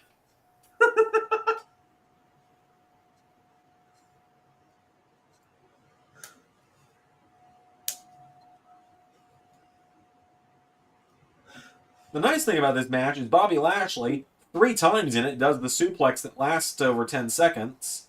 So I can cut most of that out. And that... You are horrible. You are the person I would fall onto as a last resort. That being said, I want you. Yeah. That one feels like one of those, I want you, because Zander wants you, kind of things. No, I don't. It's not like I would legitimately. I have plans for Sheamus. Okay. Not at the top, though. JT says DIY should hang out with Dexter Luminous and Adam Cole. Well, there's a slight issue with the Adam Cole pick on that one, and that's that Chubbs is in another company. Dexter Lumis has been MIA for like almost a year now. Mm-hmm. In fact, I don't know the last time anyone saw Dexter Lumis in WWE. I think it was May of last year.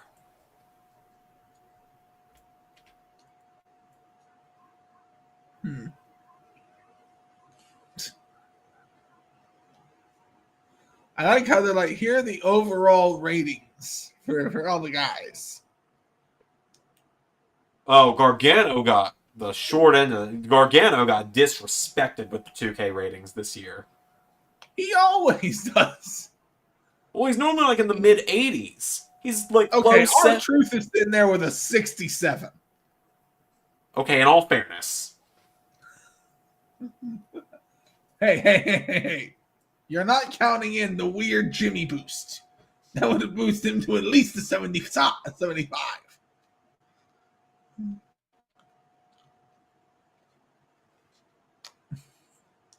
Fury, thank you all for watching. Be sure to follow us on all of our socials and subscribe on the YouTube. I love Finn Balor. I think Priest should have a higher rating at this point because Balor gets beat a lot. Yeah, Balor does get beat a lot. I still say Balor should have won at SummerSlam against Rollins. Probably. Judgment Day would be a lot more over then. Apparently, like, they were going to do Dom and what's his face at WrestleMania. You're gonna have to give me more than what's his face. I thought you'd hear about this by now. Braun Breaker did his spot in the Rumble. Oh, that was going to be at Elimination Chamber, not Mania. No, it was going to do something at Elimination Chamber that then took them to Mania. I thought it was going to be leading to Gunther at Mania for the other person.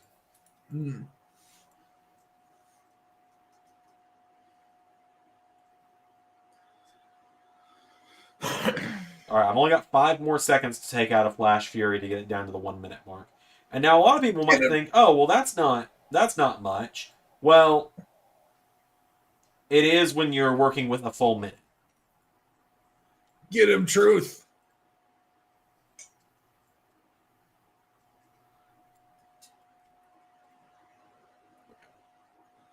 Oh, no, Priest. All right, there we go. 59.23 seconds. Perfect.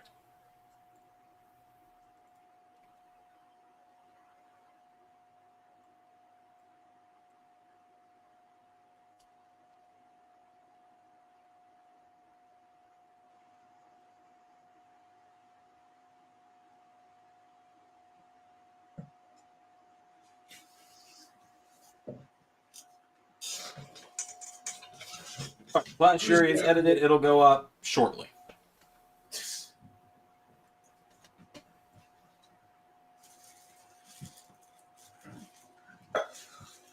Watching Rollins Champa 2 reminds me that Rollins got all of his wins back except for one from SummerSlam Season 2, but Forbidden Door is coming. Oh. No, he beat Murphy at one point. And that's not the plan at all for Forbidden Door. Or whatever.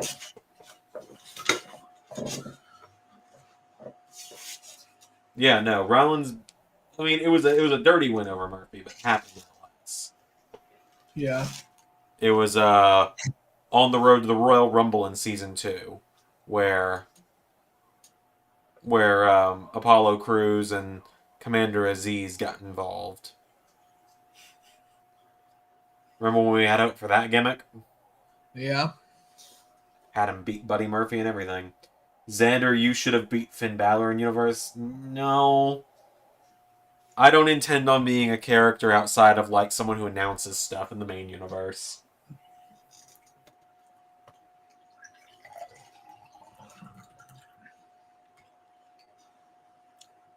Also, I think another good thing that's going to come with this being the last Forbidden War that we do is, it's going to make stuff like the World Cup feel a lot more special. Mm. And also, like I've said, there we go. Like I've said before, I'm not, like, super interested in it anymore. Because as I put it, my reason for not wanting to do Forbidden Door War, whatever, fuck. Reason number one is I can't get the name straight. Maybe we just need to call it Forbidden Door. It'll probably get better views. We've committed at this point, Zander. But nonetheless, it also Forbidden War is a better name. Come on, it is, but the SEO and all that.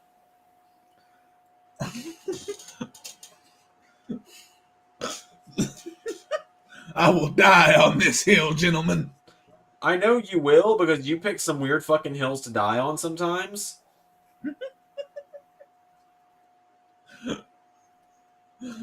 Pierre says the Forbidden War trilogy. Military general. Pierre says the Forbidden War trilogy is gonna. The issue is I don't want to do it again next year because it's just 4 weeks that interrupt everything.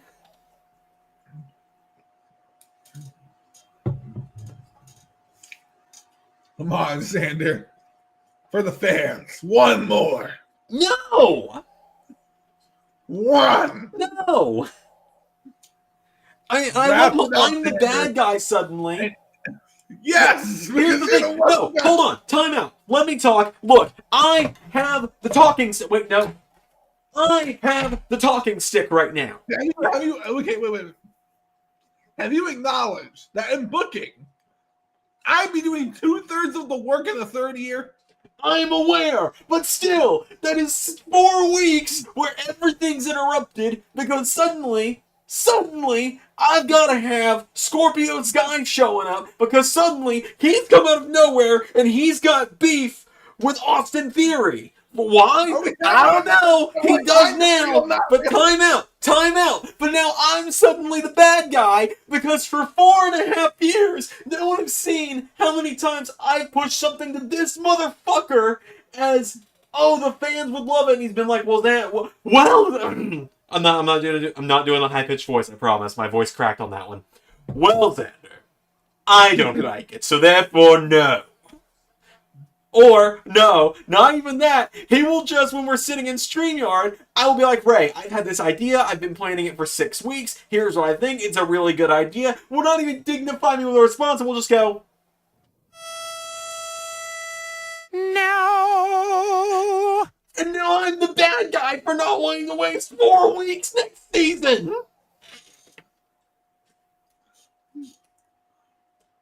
I attended your wedding, man.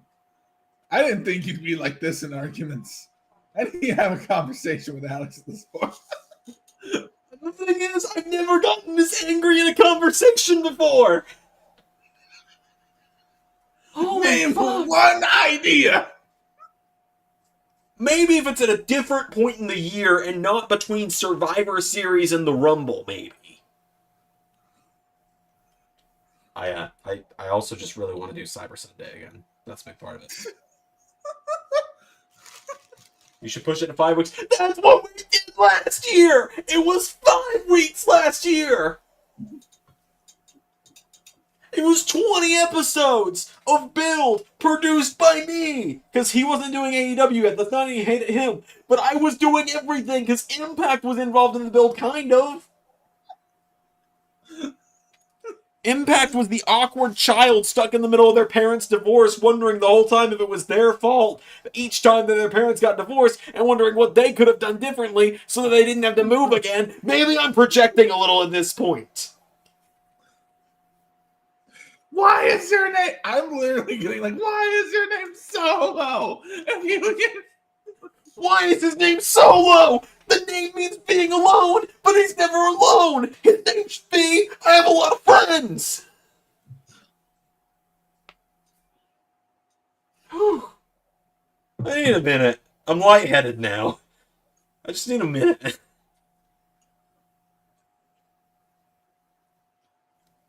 I mean, we could do it between SummerSlam and Survivor Series if it makes you feel any better.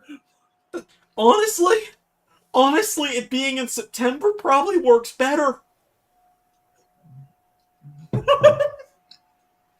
love how we had this massive, 6 minute of you screaming me like, I mean, if you can move it 2 months, if that works better for you. I mean, yeah, look, if we just have it be like, look, if it's after SummerSlam, then we've done All In, we've done SummerSlam, boom, September. That's the month for the Forbidden Door. War. Fuck it, whatever. The Door Wars. You get my point. Everyone's patronizing me in chat now. Will that make it better, Zander? Yes, it will! Jesus! I want to take this rant out of this clip and just be like, Zander and no contact. Yes, Cyber Sunday too. I like Cyber Sunday! No. Oh, shit. I'm lightheaded after that rant, by the way. Because, here's the thing, right? You're so mad. Here's the thing, right? A lot of that was played up anger. Until the end. Until the end, where I actually got a little heated about the fact that Pierre, don't fucking start with me! What did he say? He just said, "Then why didn't you do it in September the first time?" Because we didn't have an idea at the time. Maybe it would make sense because we announced it right after SummerSlam. But don't fucking start with me, young man. I will come down there. How about this? Cancel Forbidden War, replace it with multiverse of matches, then you can push it to 8 weeks. No, it's fine. I'm fine with a 4-week build to Forbidden War. TNA and NXT can do Worlds Collide if I'm still even doing TNA this time next year. Because TNA is getting a Forbidden War door, fuck it, whatever thing. And this one I'm playing it up that I don't remember what it is, but I keep calling it door on accident. Because, the week before Forbidden War, that's what it is. The week before Forbidden War, it's TNA versus NXT and Worlds Collide. So TNA is getting love, don't worry. It's going to be fun. There's going to be an Ultimate X match. There's going to be a lot. God, Gargano and Ciampa look like total losers right now. Oh, man. So yeah, now people see how I get in character for the Kevin Owens rants. Do I have Kevin Owens next season? I need to remember if I do or not. I think I pitched it to you as give me Kevin Owens next season because the people love it when I scream as Kevin Owens. Do I have him next season? This is a little bit of a spoiler. If I do. Yeah, I got we kind of agreed. It was oddly because they would be great rivals. Kevin Owens is you and Juice Robinson to me because only I could ever play Juice Robinson, baby. Oh, man. I'm feeling better now, though, at least. I'm going to have food soon, so that'll help. I might be a little hangry. I had lunch at noon with my wife. So, when she came to... Why are you trying to put me asleep, punk? I'm well rested. I got all 8 hours. Why are you trying to put me to sleep, punk? I well rested. I got my 8. You don't think I got my 8 hours? Ray does Juice way better than me, but I fucking love doing Juice. Yeah. Oh man. And yes, the match is official at Wrestle Dream. Juice Robinson versus Ricky Starks for the TNT Championship. Hell yeah.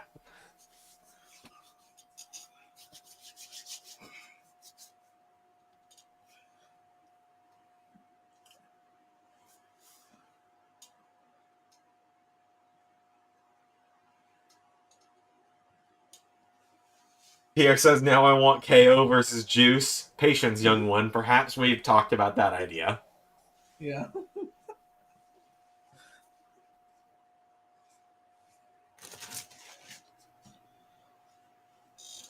I mean, if you thought I was it's so funny that I finally broke Ray for once. When we did the Juice Robinson Danhausen thing.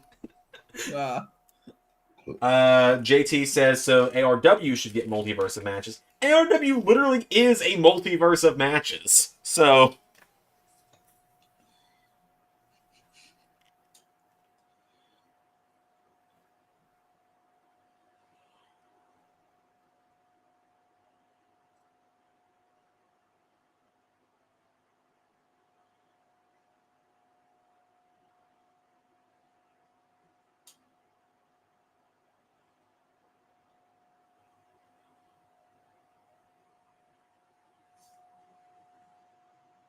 Oh, man.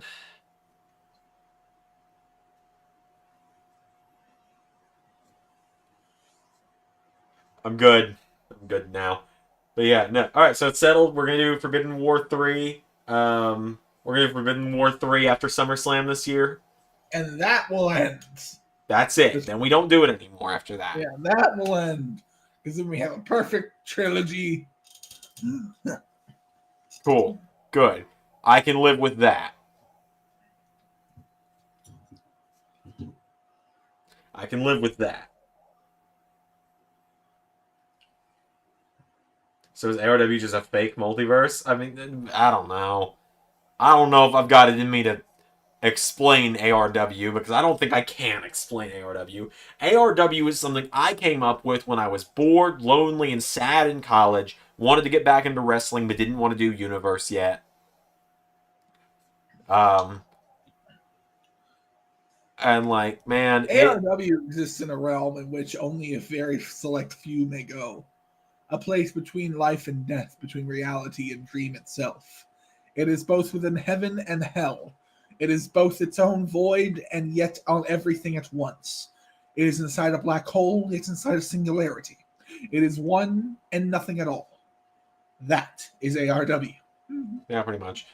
JT says everyone donate money so that Zander will give us Forbidden War 4. Like, look, we're already doing the World Cup. You get Forbidden War style matches there. We're not doing a singles world. It's going to alternate what the World Cup is every season, probably.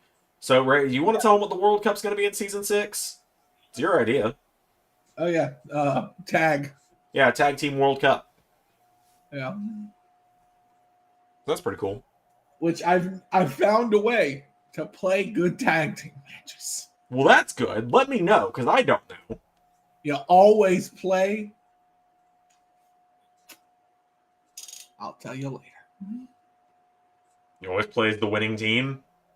No. No? No. That's what I've done for the last 5 years. You always play as the losing team. Oh, really? Yeah. You know what? I'm kind of seeing it now. Think about it. It's a lot easier to keep the bot from breaking your pin when you can shift between the control. That's true. Pierre says, so by that logic, what's below ARW? TNA? LSWF. LSWF's below ARW. Too many Xanders is below that. But look what I got, bitches! Too many Xanders is the heart. Hold up. It's like the ninth circle of hell. Hold on a second.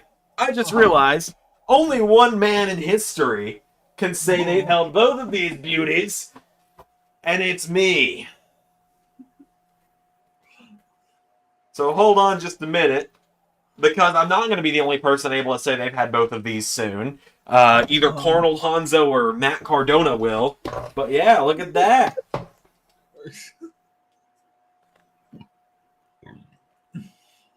The ARLSWF.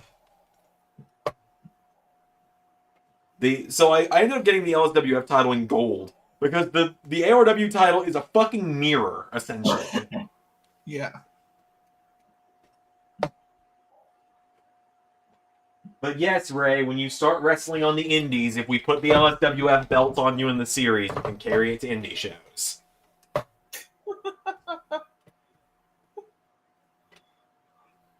Because I know you're going to ask.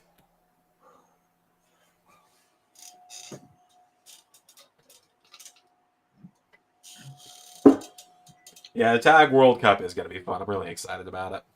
Yeah. I still need to re-record the Team Cena versus Judgment Day match for Survivor Series. Yeah. I need to do that this week, given Survivor Series is next week. Yep. I got a good bit of recording to do this week. I got to do TNA for Thursday, SmackDown for Friday, which is weird how close it's getting to me not having to say that anymore.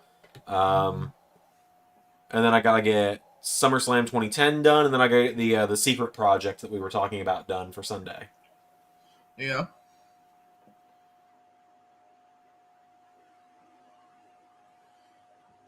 So instead of just calling it WrestleMania Access, well, it's reimagined, you know. Yeah. Well, it's a reimagined fan experience, you know. It's meeting wrestlers and buying merch. It's an access event. Yeah, pretty much. All right, folks. I'm gonna upload Flash Fury right now. Sorry, I had to take a couple days off of it.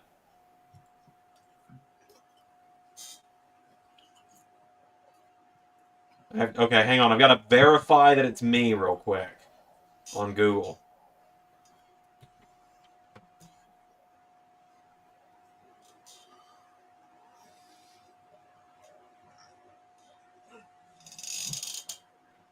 I don't know why I suddenly have to verify it's me on... God dang, man. Why does it have to buzz that loud?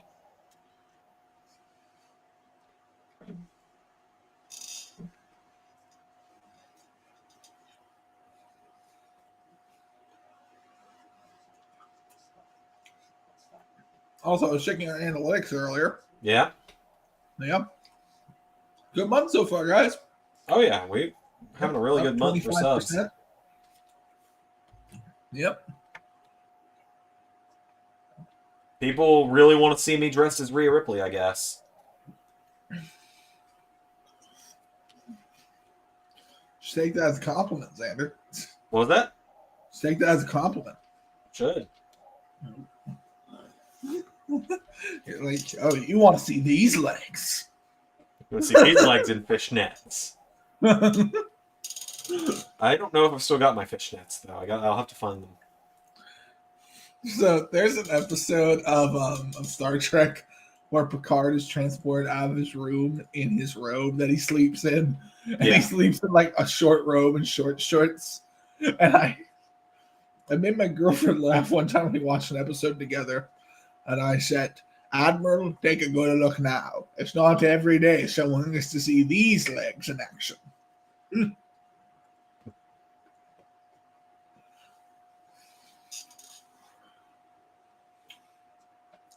I inherited Edge's smoke.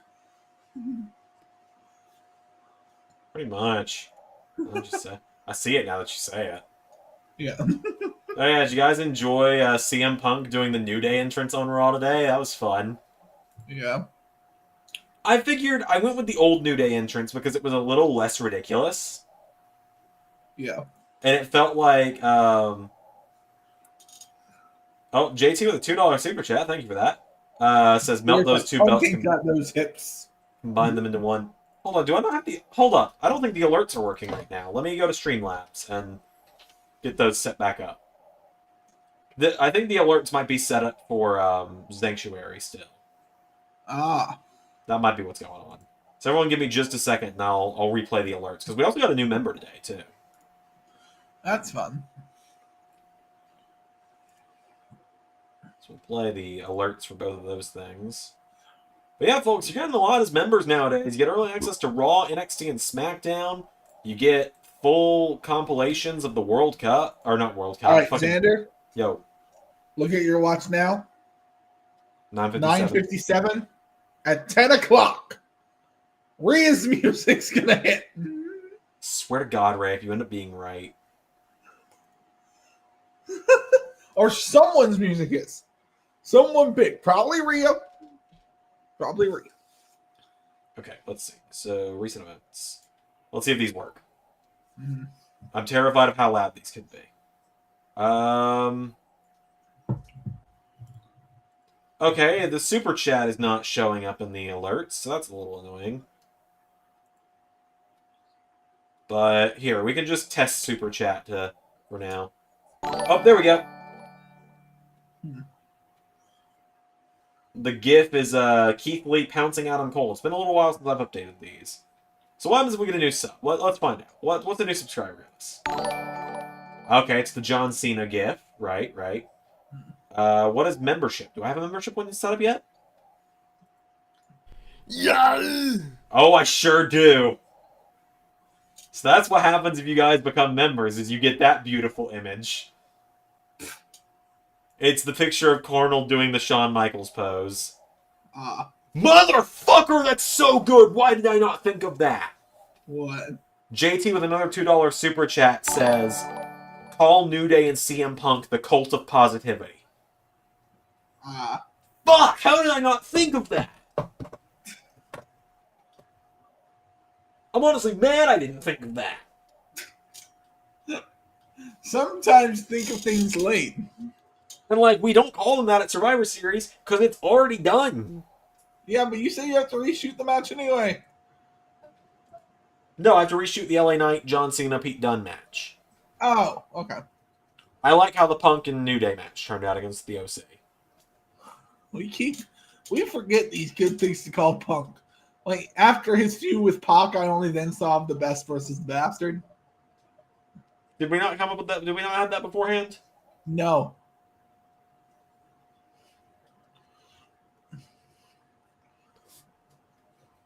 But yeah, we also don't have an alert for the new membership that happened earlier, which is fine, but yeah. A way to test that. Become a member! Well, I showed that it works. What else do we have? We don't have a merch thing because we don't have a merch store set up on YouTube. If I could figure out how to do it, we would. We would sell Xandermania, I'm a Ray Wood guy, and stuff like that. I feel like we could get away with a Ray EW shirt nowadays. Possibly. It would just need to be like your face going EW next to it. But then it looks like it's Ray U. I don't like that. Yeah. LSWF shirts is some LSWF and ARW shirts are things we could sell. I don't know. Genuinely, I'll put more thought into it eventually.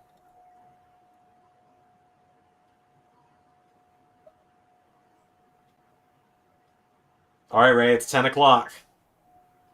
No, yeah. You got 10, 9, 8. That's 10:01. It's too late.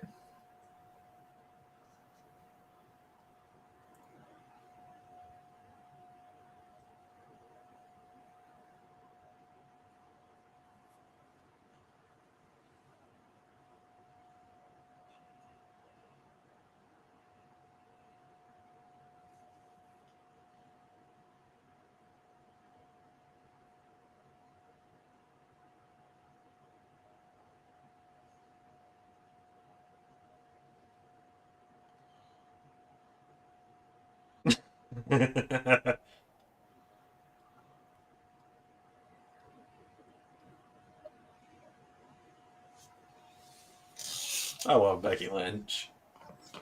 Yeah. She was my first wrestling love. Then Rhea Ripley showed up.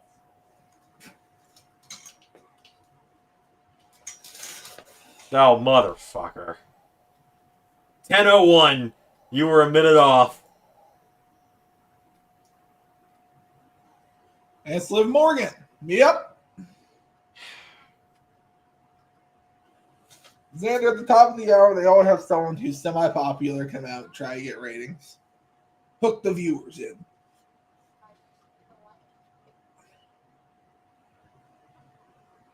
Oh, I'm sorry. Liv is trying to convince me she should go to WrestleMania to fight Rhea.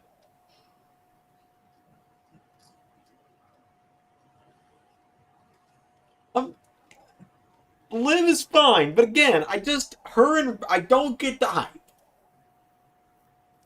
It's not that I don't see it, but I'm just like, these people are like going to war for her. Like, it's like they're like religious zealots of Liv Morgan performing a jihad over all who refuse to bow down to her. Like, Rhea and I were great tag team partners till she told me, "You were my sister in Christ. You were a tag team for 3 weeks." Worship Liv Muad'Dib. Anyway, don't worry. Nothing I'm referring to is any actual religion. It is all fictional. So it's funny. It's usually only when we're doing reactions together that any of our videos have ever gotten hit with the yellow check mark in YouTube Studio. Mm-hmm. I think my rant earlier might do it. I think we might get the check mark, the yellow dollar sign, the limited ads because of me tonight. Usually it's you. Usually it's you saying some unhinged fucking something.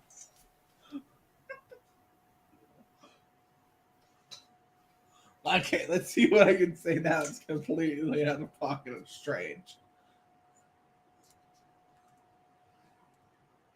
Hello, Raquel. It's lovely to see you again. We just saw you an hour ago, but you're back out now. I mean, honestly, if Rhea Ripley didn't exist, Raquel would probably be the one I did the gimmick for. Yeah. Probably. I don't know. I probably wouldn't do the gimmick.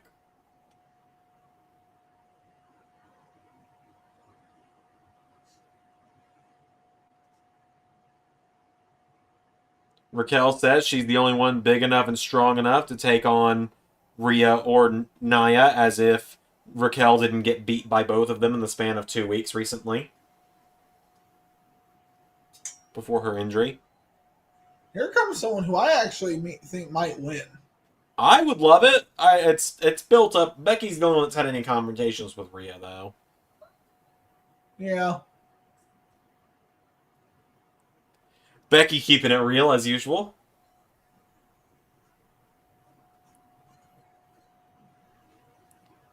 I'm glad Naomi's back. I'm a huge Naomi fan. Like, I hope she gets treated well in this run.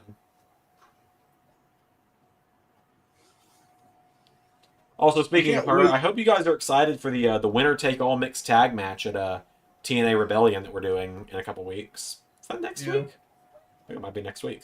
Yeah, next week. I can't wait till Mercedes Moné is in AEW, so women can badly work the word Trinity into their promos against her.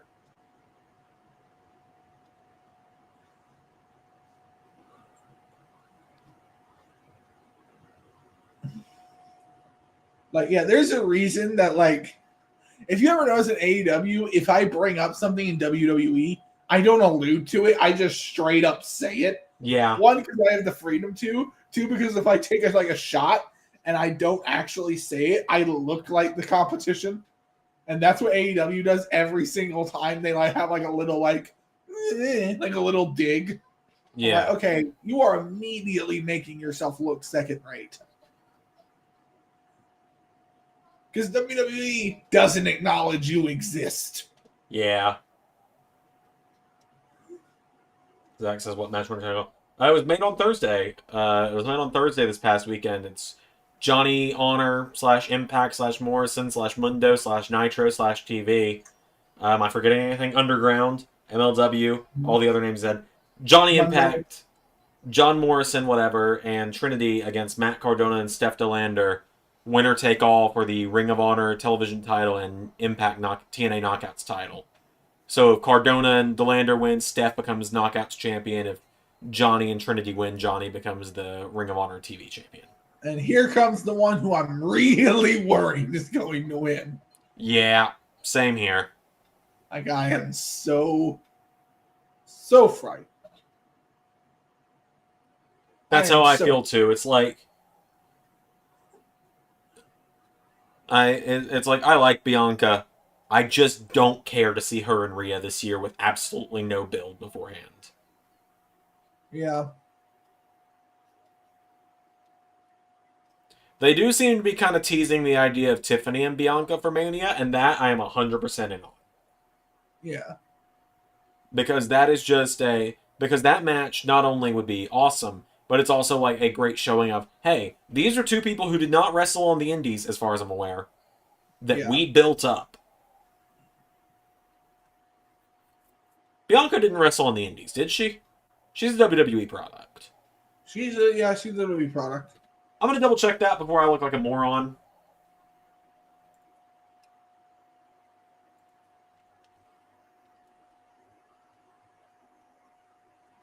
Like, she may have worked a few indie dates, but I don't think she has. No, she's only worked in WWE and NXT. Okay. And Tiffany Stratton, I believe, was part of Next in Line. Yeah. Yes, Tiffany Stratton is also a WWE product.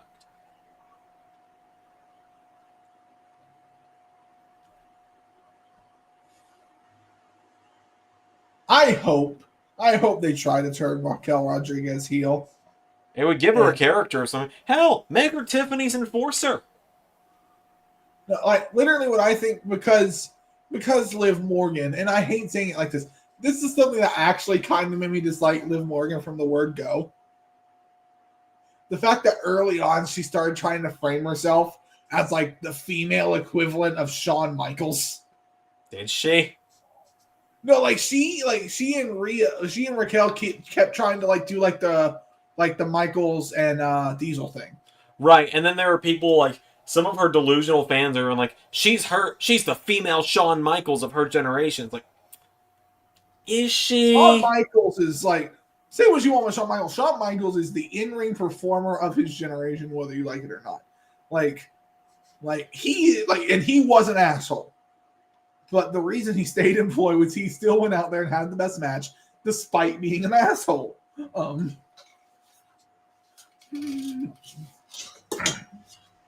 Nia's not as bad as she used to be. I didn't say she's good, though.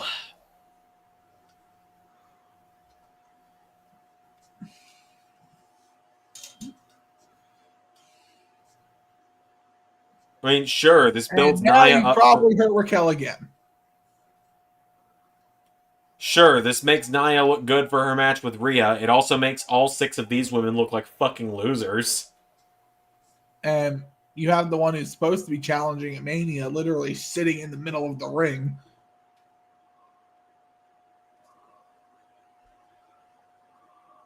It's okay. It'll just make it more impressive when Rhea beats her on Saturday. Please let it be inside a minute. Hope so. How many of us are injured? This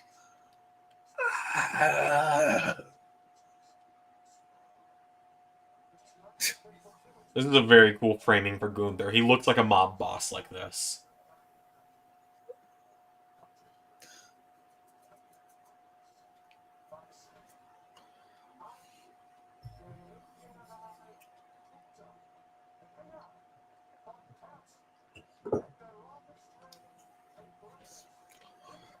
Also, I saw some.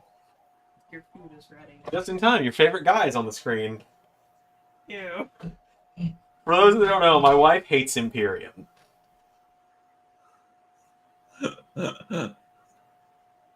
As she has put it, this is my wife's beef with Imperium. They are all the most basic-looking white men, and they are wearing Speedos. Because they all wear the solid black tights.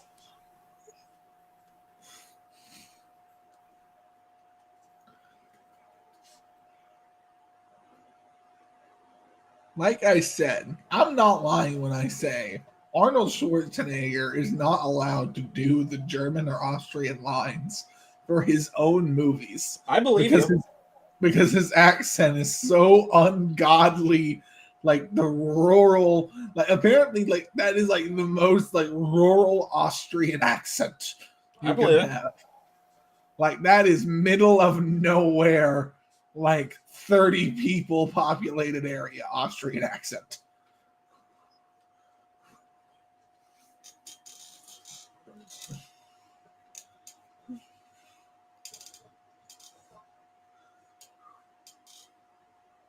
So, cool thing about Gunther today he is officially the overall longest reigning Intercontinental Champion. And what I mean by that is, if you take any person who has held the title multiple times and combine all of their reigns together, Gunther has them beat. So, like, for example, Miz, Intercontinental Champion 8 times. You combine all of his days together. I did this stat in the Discord, actually, so I can give you the exact number of days. Miz, if you take all 8 of his reigns and put them together, Miz was Intercontinental Champion for 597 days in total. Gunther today has overtaken Pat Patterson for longest combined reign as Intercontinental Champion. That's cool. All in one reign as well, so that's really cool.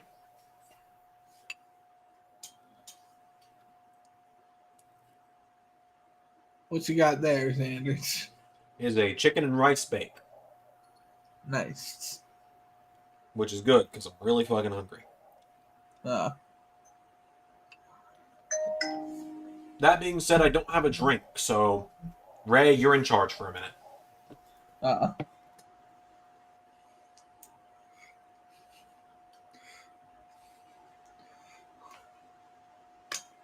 I'm reminded of that clip in SpongeBob, like the how am I supposed to eat this without my drink? Thank God Sarah didn't do that though. He would have gotten his ass kicked. Yep. So let's check in on the chat. Let's see what you guys talking, because I need someone to bounce off of here. I need dialogue, so I don't say something that will get us canceled forever.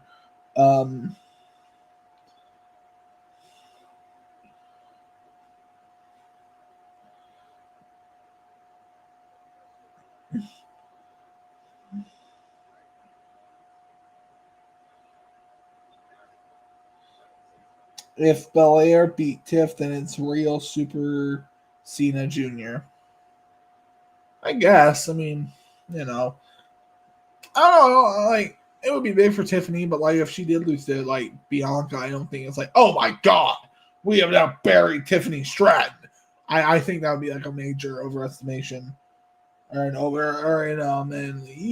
like an overstatement in a lot of ways if she was to lose. I don't think anyone would expect her to beat Bianca 1-on-1. So I think that's a little bit of an overstatement.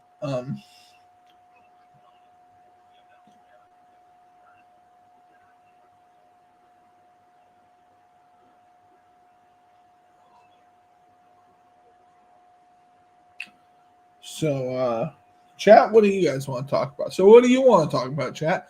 As I'm waiting for Zander to get his frosty beverage. What's been going on in your minds? I can talk about AEW a bit. AEW this Wednesday, I believe I will be having something as another title match on the show. Xander's back, thank God. So the bounce off of again. Say his name and he appears. I believe it.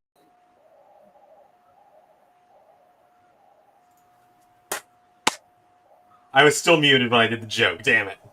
Hold up. Oh my God, Xander. What?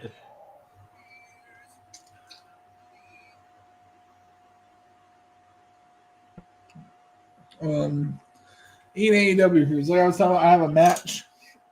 I think this Wednesday's main event will be a tag title match. Between Dragon Reborn and who? Oh, not announcing that yet. Anyway, you will also get previews. I also have to announce the number one contendership match for Trent Seven's NWA Championship that will be defended at Wrestle Dream. Okay. Dustin Rhodes will face Christian Cage. So it will either be Dustin and Trent Seven or Christian Cage and Trent Seven at WrestleMania for the NWA title.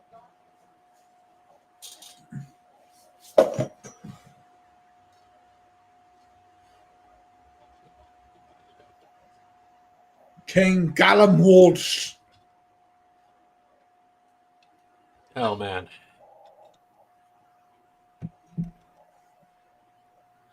Oh, Ivar versus Chad Gable. What a great time to return.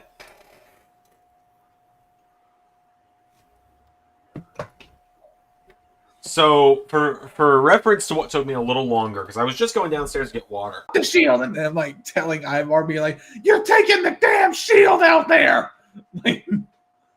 Time out. We're dropping frames on stream. Hold up. My internet went down for a second. We're good? All right, we're good. Go back to what you were saying, though. I was thinking about Roman, Seth, and Dean, like all dropping the shields everyone carried to the ring at Survivor Series. And now it's like, Ivar, take the shield to the ring. Yeah, sorry about that happening, everybody. Sometimes the frames just kind of die on the frame rate on the stream just kind of dies for some reason. Yeah. Imagine being Chad Gable, keeping yourself in this greatest shape only to be used like this. Imagine being Chad Gable, being super over with the fans, and all of them wanting you to beat Gunther 3 months ago. You couldn't do that then. There wasn't time. No, but you could have built him up to do round 3 at WrestleMania. There's still time if they wanted to. He's just a comedy guy now. Okay, if Chad beat him tonight, he's beating him. Okay. And I would say, how about Imperium just kills Otis? Just throws Otis right off screen along with Tozawa. They're both like not actually dead, but for all intents and purposes dead. So, for reference, everybody, a little behind the scenes thing here. Ray and I were discussing who's going to get who in season 6. And Ray outright said, I want Chad Gable, but I do not want any of those fuckers that follow him around. And I told him it's one or the other. You don't get to pick. Or it's all or nothing. You don't get just one. Oh, yeah, we're getting a Halo TV series. Wait, one season already came out. Oh, I didn't know that. Was it any good? It came out a year ago. Was it any good? I never watched it. Yeah, I'm not much of a Halo guy. I enjoyed playing it with friends in like middle school.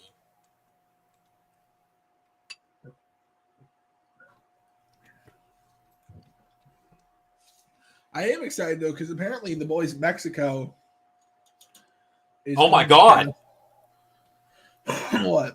So Aubrey Plaza is doing Mountain Dew commercials now, and she's on the back of a dragon saying, "I could enjoy Mountain Dew anytime, anywhere." Nick Offerman shows up on another dragon and goes, "With anyone?"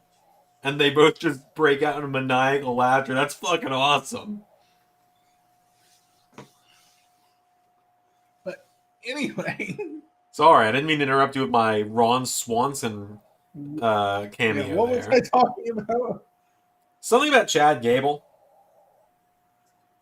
Oh, right. Because I was sitting there like, you were like, "Right, take both." And I was like, I just want Gable. You were like, "It's a package deal. You gotta take both. You gotta take it all." Because I don't want Otis, Tozawa, and Maxine without Gable.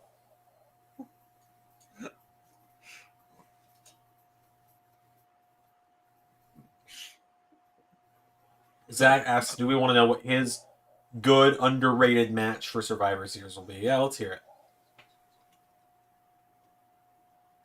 Let's see, do we even have the full card announced at this point? I don't remember. Let me look real quick. What matches are announced for Survivor Series? So the current Survivor Series card we've got announced is Cora and Roxanne's No Holds Barred rematch, Dragon Lee, Logan Paul, Charlotte and Tiffany, the OC versus Cult of Positivity, Team Cena versus Judgment Day, the War Games match, the women's title match between Asuka and Jade, and the submission match, Randy and Drew round 3 for the World Heavyweight title, and Gargano Gunther for the WWE. Shit, the whole card's announced.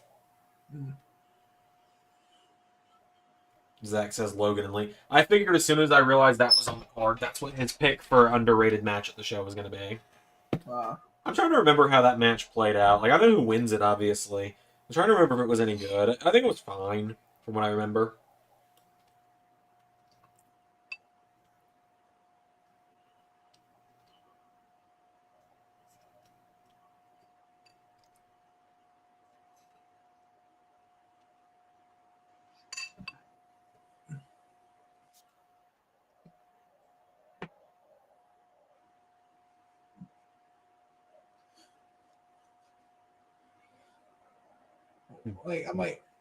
Don't get me wrong. I appreciate the effort,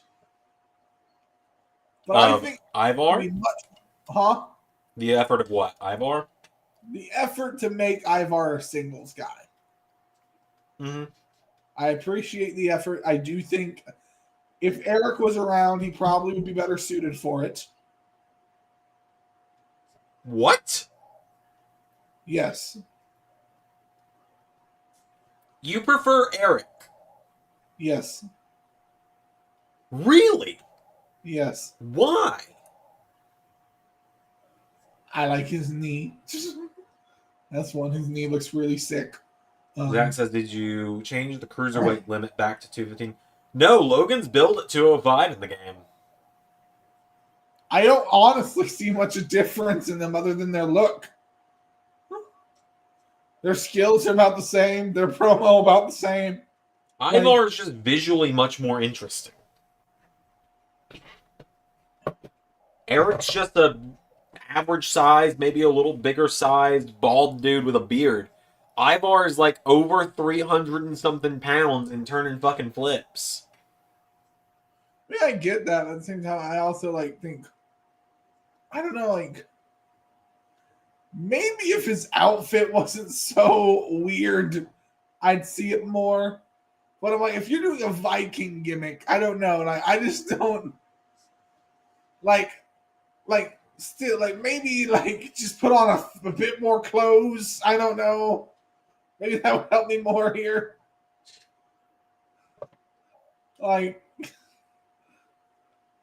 Although to answer Zach's question a little more, we've talked about upping the weight limit back to 215. Okay, I would like Ivar more if he maybe wore some actual tights, so we're not seeing full leg here, and shaved his head. He scares me every time he does that moonsault because yes, it's visually impressive. However, he always barely does it. And he had a broken neck a couple years ago. Yeah. Oh! Okay, that should be the finish then.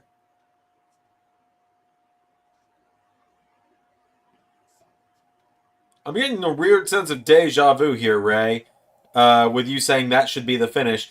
I feel like we had this conversation last week about, you want a finish to be simple and, you hit it, it's over. And I kind of like when they add the extra little move to it at the end.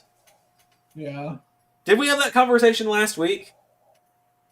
I don't know. There's sometimes I'm okay, doing that moonsault and then doing the ankle lock instead of you just hitting. I'm okay. Chad Gable. The idea is that Chad Gable looks impressive. He's able to pick up Ivar and slam him and suplex him. That should be impressive enough to get the win. I liked the transition into the ankle lock, though. I do too, but I think you save that for the main events of TV or pay-per-view matches. That way it feels okay, now we're getting a bit to or specials. They could do Gable Gunther 3. Maybe they're actually going to build to it if they're not going to do Jay. Like I say, it's as simple as just Maxine is a lost cause. I don't It's really sinking in now for me. It's how fucking early. I've already told my wife I'm sleeping in here that night. I like how they're look, Australia, We know.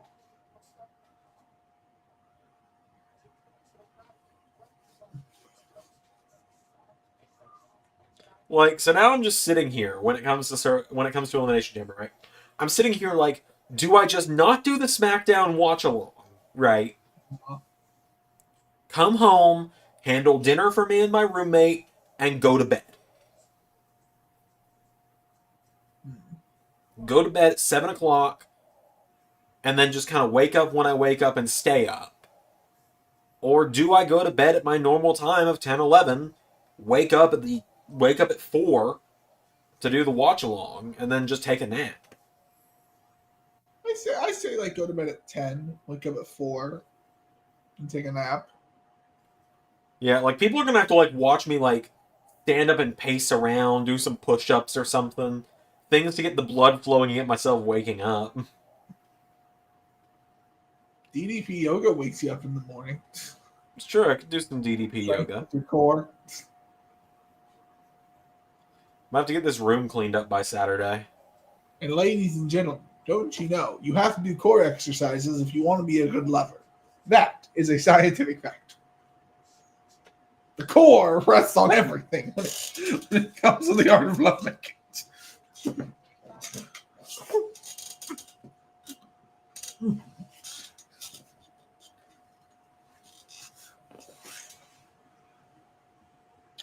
You know, because we're limited ads anyway.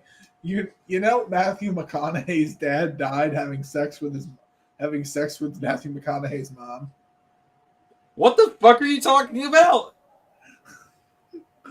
Jim McConaughey, Matthew McConaughey's dad, famous NFL linebacker, died whilst making love to his dear wife. All right then.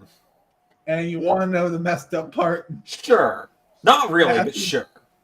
His dad growing up called that to Matthew. He's like, boys, when I go, I'll be making love to your mother. All right then, Ray. See, I told Ray this earlier today. I saw a meme today, right? It was like, you get $1 million if the person you call can say something completely unhinged in the first 30 seconds of the call. Who are you calling? My answer is Ray every day of the fucking week. Ray, can you say something random? Jim McConaughey died during sex, and he had called it for decades beforehand. I can't with you.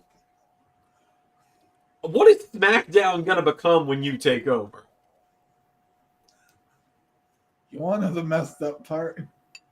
They covered him with a sheet, and then his mom took the sheet off of her dead husband because she's like, take that sheet off my man. I want the neighbors to see how Jim went out.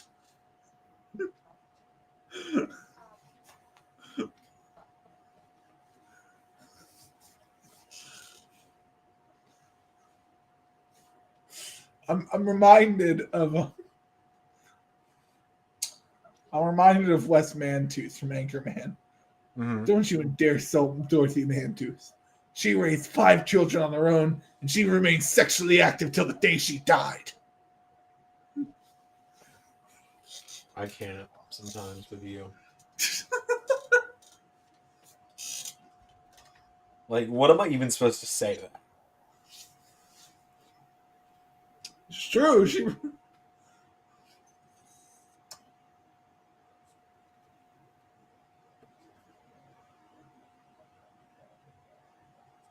She brought French play into the mainstream.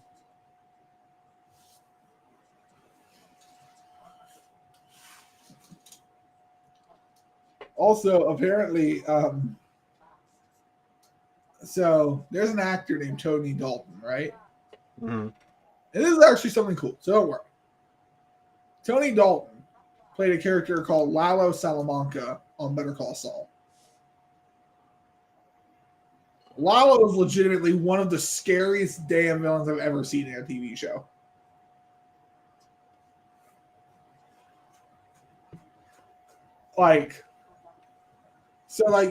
You've seen like the unhinged psychopath, the psychopath who like smiles but actually means you harm. Yeah, I'm looking at him right now. But it's like a fake smile kind of thing. I'm looking at him right now. I run a show with him. But Lalo, the scary thing about him and how the actor Tony Dalton plays him is like you get a sense that like his joy is real. Okay. But he actually is dangerous as shit. But all of his joy is very real. But he's going to be in the next season of The Boys, apparently. What? Back in the chat. I've been watching you both for 4 years. I'm still shocked at some of the things said on the live streams. What's really funny is Zach has grown up watching us. Like, it's really weird to think. We are a YouTuber Zach has grown up watching, because Zach started watching us in, like, 2016. So Zach would have been 13 at the time, I think.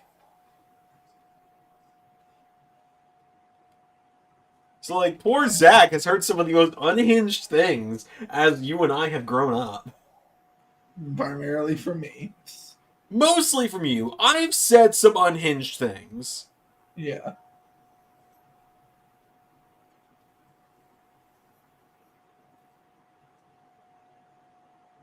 Like, you know, step on my throat, Rhea Ripley, you brooding mountain, and all that.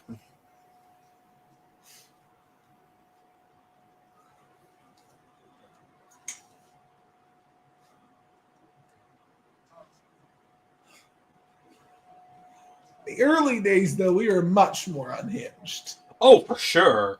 It's weird. We balanced. You were way more unhinged, and I was down here, right? Yeah. Now you're down to like a here, and I'm up to like a here. Yeah. You have made me more unhinged. I've mellowed you out maybe 10%. I know, I've mellowed out a lot more since then. I wouldn't do some of the things I did back then now.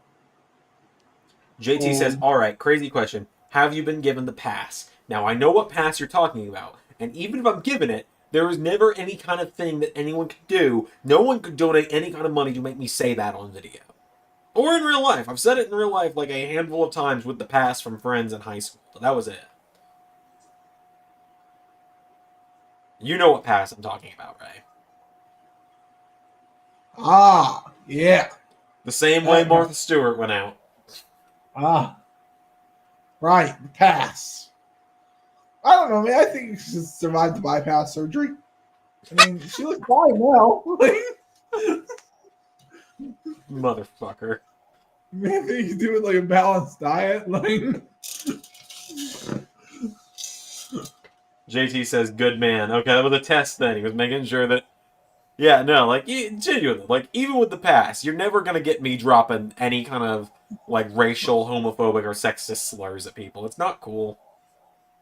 So I was watching How I Met Your Mother earlier.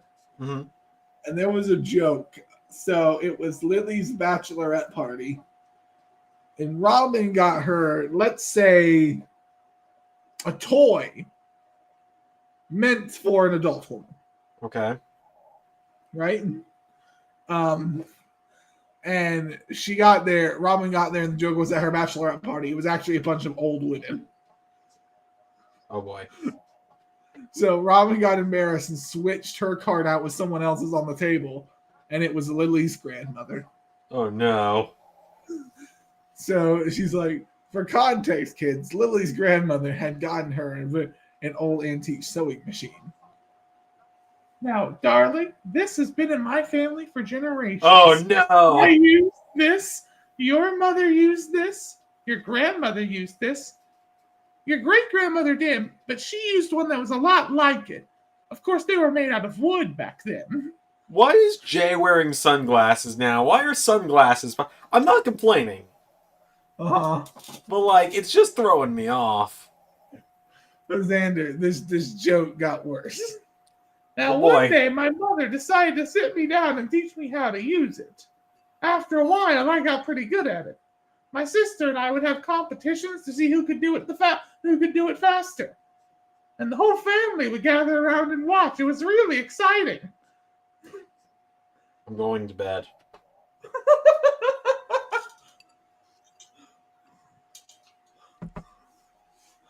And then Lily opens the gift, and Robin fesses up, and they say, "Oh wait, that's just like the one someone got such character on Sex and the City. Oh, I love that show."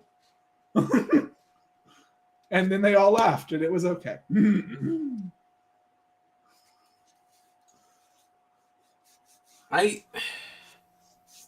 Pat, you are a national treasure. Never change. Oh, they're doing the NXT dimming the lights thing. Awesome. Are they? Hold on. Maybe Yes. they're not doing it as much as I thought they were.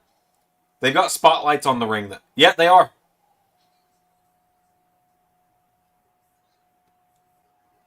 I'm not convinced that Jay is not winning tonight. I love this presentation for a title match. It feels huge. And it's like you've got New Day set up as like being able to keep Imperium out. And now Cody and Seth are probably going to keep the Bloodline out. Like, I hate saying it, because I do like Samantha Irvin. I think she's a good commentator. I kind of wish for this one you could get like someone like a Bruce Buffer or like an old boxing voice who had like that deep, like bellowing, like battle voice, like, "It's time!" Like, yeah, I get what you mean. Yeah. Right. Imagine if you had like I said, someone like Bruce or Michael Buffer being able to introduce people. I guess Michael Buffer's didn't he pass away? Hell if I know, man.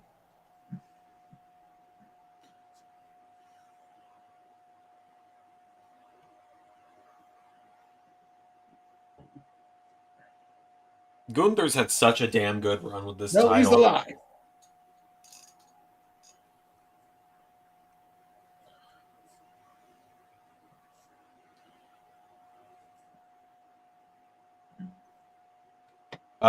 They both got 90 overalls in 2K24, so that's cool. Oh, right, we didn't say this at the beginning of the show, but Jay and Gunther for a title in the main event of a big show. Now, I'm not saying you owe me royalties for this clearly incredibly amazing idea that I came up with and you stole from me. I'm just saying maybe there should be a check in the mail first of every month. Yeah, I guess that's royalties. I guess that's what I'm asking for. Next time we hang out, we'll film a new version of that together. Yeah. Where it's just like cutting back and forth between us. Well, we'll have to hang out soon because we now have Forbidden War. And the Rumble, and WrestleMania, and the draft. Is it coming? I want to go to bed. Huh? So we actually might, just real talk here for a second. Last weekend of May, I think. I'll double check with Alex. Last weekend of May, I'll have the house to myself because Alex and our roommate are going to be at a convention in North Carolina.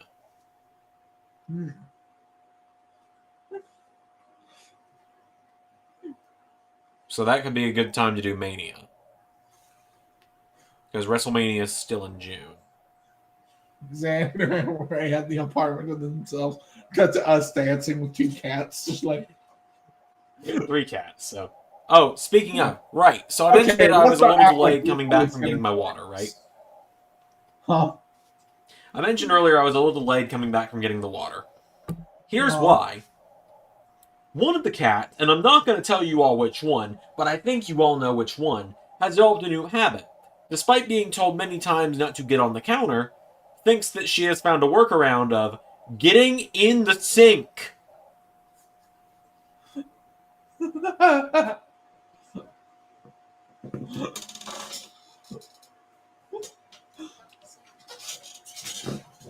Again, I'm not going to name names, but I think you all know exactly what cat it is.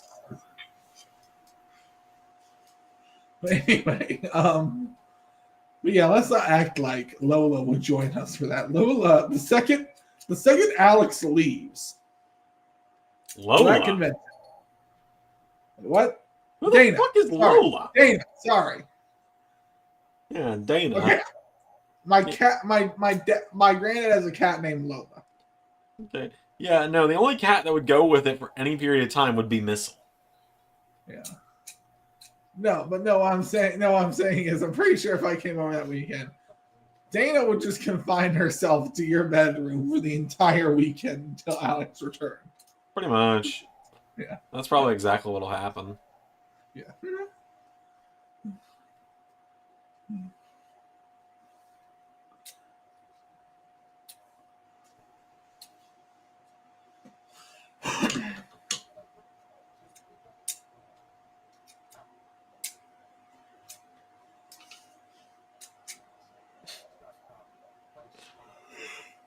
The Jeff Goldblum Apartments.com commercials always actually make me laugh. Mm-hmm.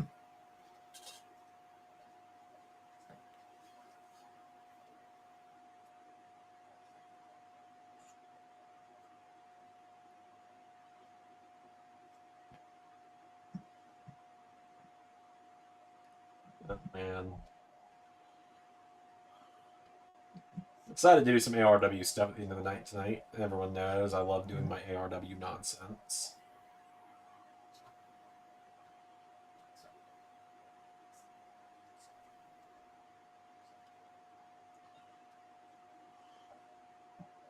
So Danhausen's back doing stuff on the indies. Yep. He seems to be very happy. With his rival, Warhorse. Yeah. You have to say it anyway, Zander, don't you know? Mm-hmm. You have to shout it. You told me this. Yes. Have you ever actually looked into Warhorse, Zander? I've not.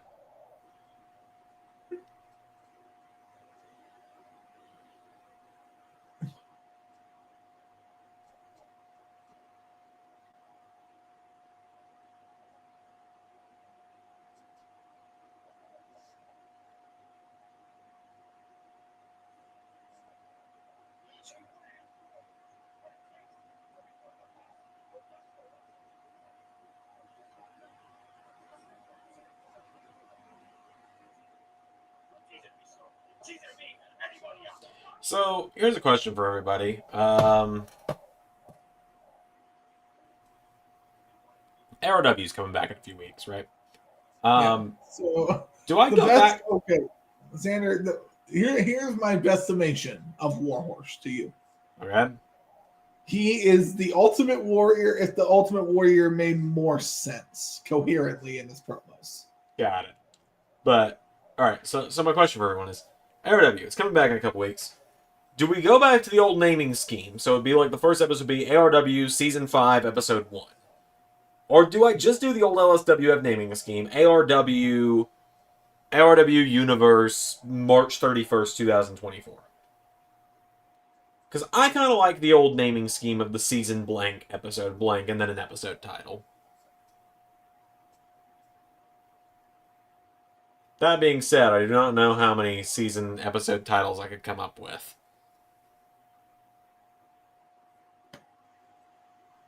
But the good news is, I do still have the old Photoshop file for the thumbnails. So everything will be the exact same with the return of ARW, just the belts might all look a little different. And yeah, the rosters will be a little updated compared to old names. Some old names will be gone, some new names will be there. All right, come on, Jay.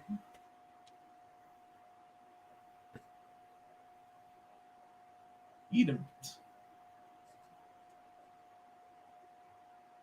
So we have 15 minutes for the Bloodline to get involved here.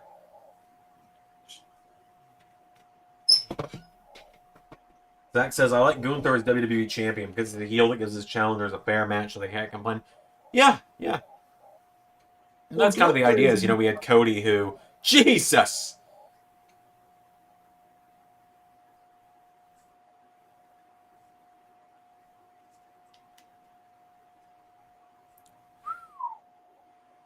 We had Cody who, his entire 475 days cheated his way through almost every match until the end. So it was nice crowning a heel champion where, like, when we crowned Gunther as champion, it wasn't going to be like, oh, great, it's going to be Cody 2.0, but on Raw this time, it was more like, okay, it's a very different heel. It's a heel who is a dominant monster, as opposed to... I wouldn't say Cody was a chicken shit heel, because he wasn't. Yeah.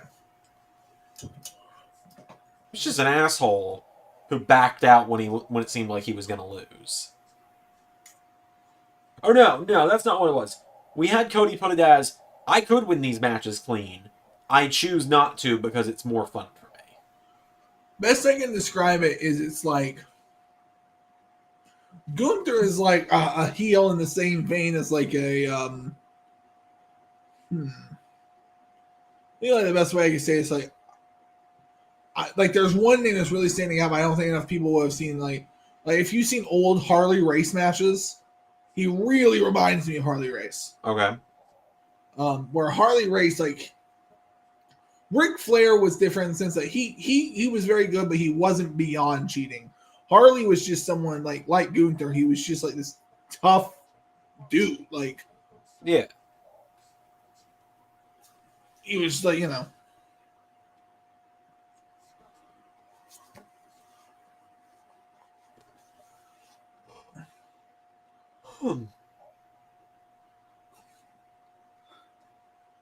like I said, Gunther is what would happen if Huey took the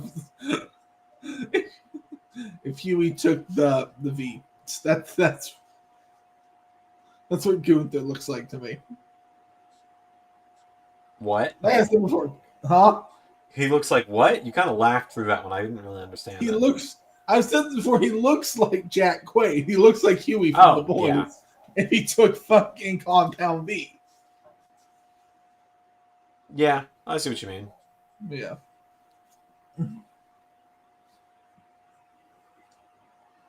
All right, it's on commercial. I'm gonna run to the restroom real quick because I can pee.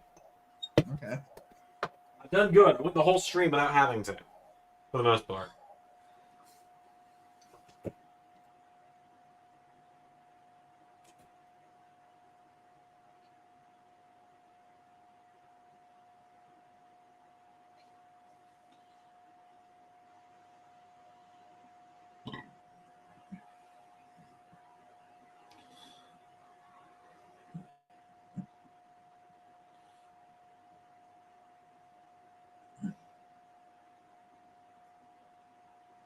Now, I'm going to be honest, though, with you guys. If Zander doesn't use Warhorse, I'll use Warhorse. Because Warhorse is incredible. I love Warhorse.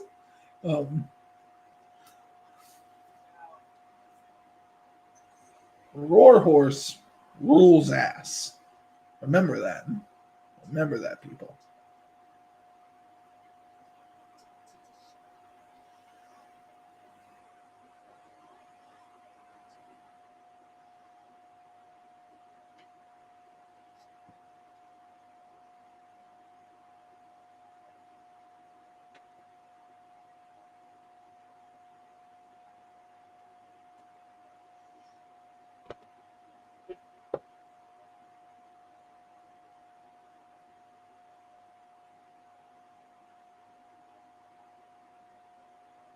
Say his name and he appears. I'm doing this gimmick again. But my mic was unmuted that time, so actually people heard me do the joke. What are you flipping me off for? It was comedy gold. Once is fine, Xander, but you continuing to do it. It's just like, he doesn't want to do this for a joke. He just wants to do it because he wants to do it. I did it twice. If I do it again, that's overkill.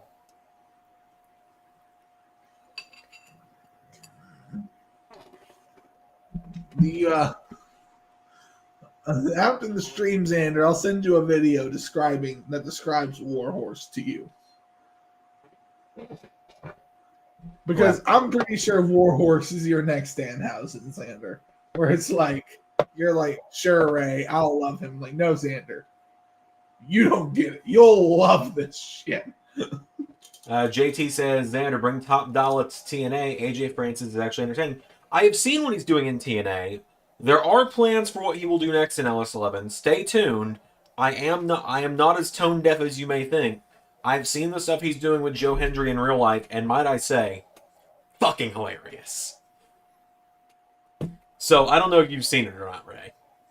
I've seen like I saw something like a YouTube video recommendation. I didn't watch it though. So Joe Hendry's coming out on TNA on Thursday, and suddenly, while like just the guitar solo of his song is playing, like the da da na na na na na na na na, the screen glitches for a second, and AJ Francis Top Dollar is done a remix of it and is doing a freestyle over Joe Hendry's theme song, dissing Joe Hendry. Right. And then he comes out and he's like, yeah, that's how it feels, Joe Hendry. That's how it feels. Because you've been playing everyone for years. Oh my god. Joe was going through his tights off for a second there. But he comes in and he's like, now you got someone who can snap, who can fight back. And Joe Hendry goes, that's what I've been doing to people for all these years. I am speechless. Why? I would have to have a video prepared just in case. Roll the footage. And then it does a slow zoom in. Get ready to dive. And it's a remix of AJ Styles' Get Ready to Fly. And it's a diss track on AJ Francis, and it's like, you are banned from diving. You are banned from diving. So damn funny. Like, it might be it might be better than Edge's bitch. That's a tall task, but it might be. Like you said, when Jay almost pulled down, it's like, yeah, get off me. I'll show your little general to the world. This match has been fucking great, by the way.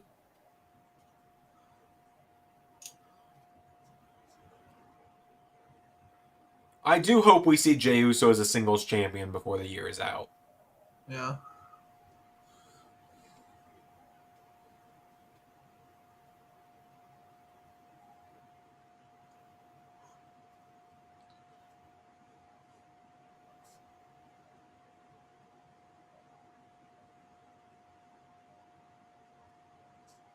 I don't think Jay's winning, but my god, I would pop if he did. Hold on, I gotta zoom back in a little bit here. Webcam was out of focus again. Zach says his favorite was Dalton Castle for the Joe Hendry videos. That one's really good. I do like the why does Dalton Castle need to fly video. That one's fun. Huh. Again, to me, you will always be Edge's bitch is probably the best for me.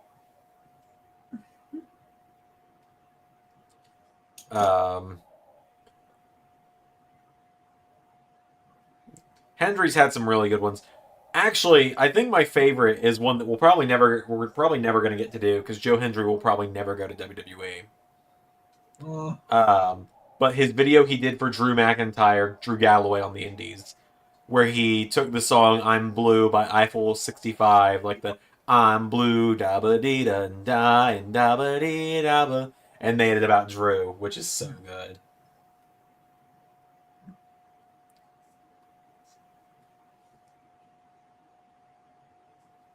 Oh shit!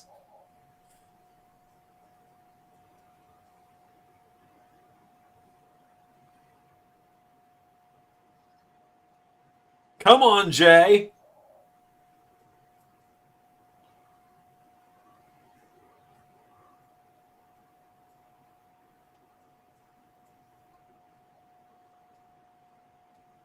Oh, Pat McAfee, I think just commentators cursed it. Oh! Are they gonna do it?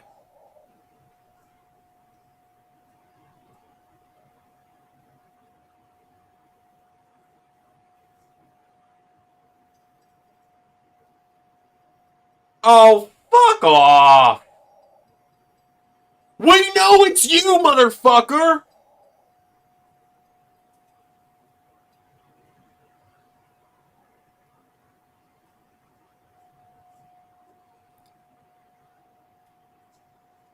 So you're telling me, right? So you're telling me the referee whose job it is to call for the bell is like, oh, the bell is ringing. I need to stop counting.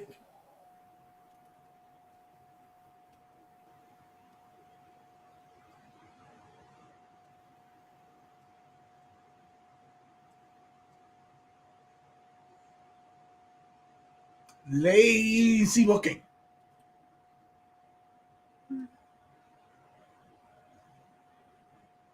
All right, where's Solo? We know he's next, right?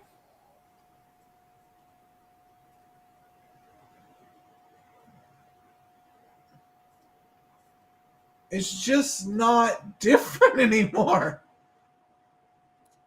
That finish.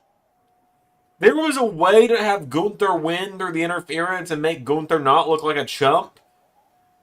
Gunther doing a shitty small package is not the way to do it. Yeah.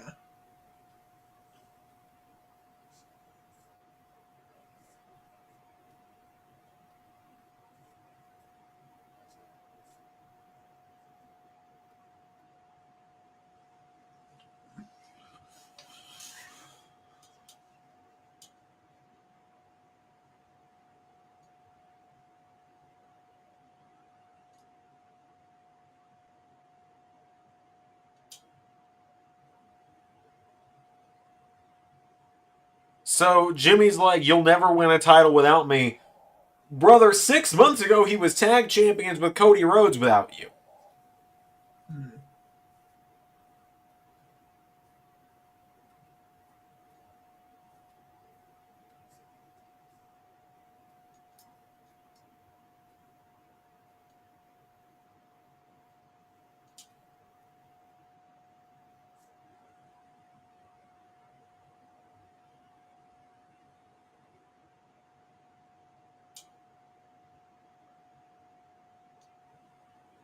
And just like that, Jay has joined the Cody Vengers.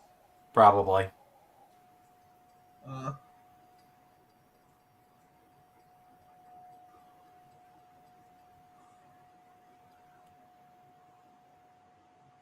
don't know. I'm sure I'm going to look on Twitter and everyone's going to be like, oh, that was such a great way to do it. But that just wasn't it for me. Like you said, it's like, okay, if you're the referee, why would you? There's no other official to call for the bell. Exactly. Like, you call for the bell. So, and you're counting.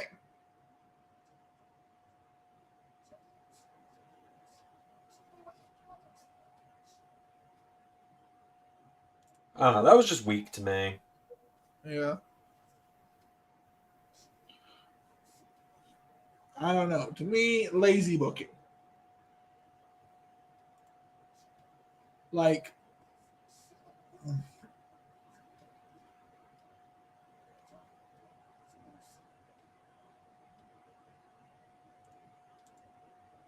I'm just, also, because it's like, okay, you interfered at the match at the top of the show, too.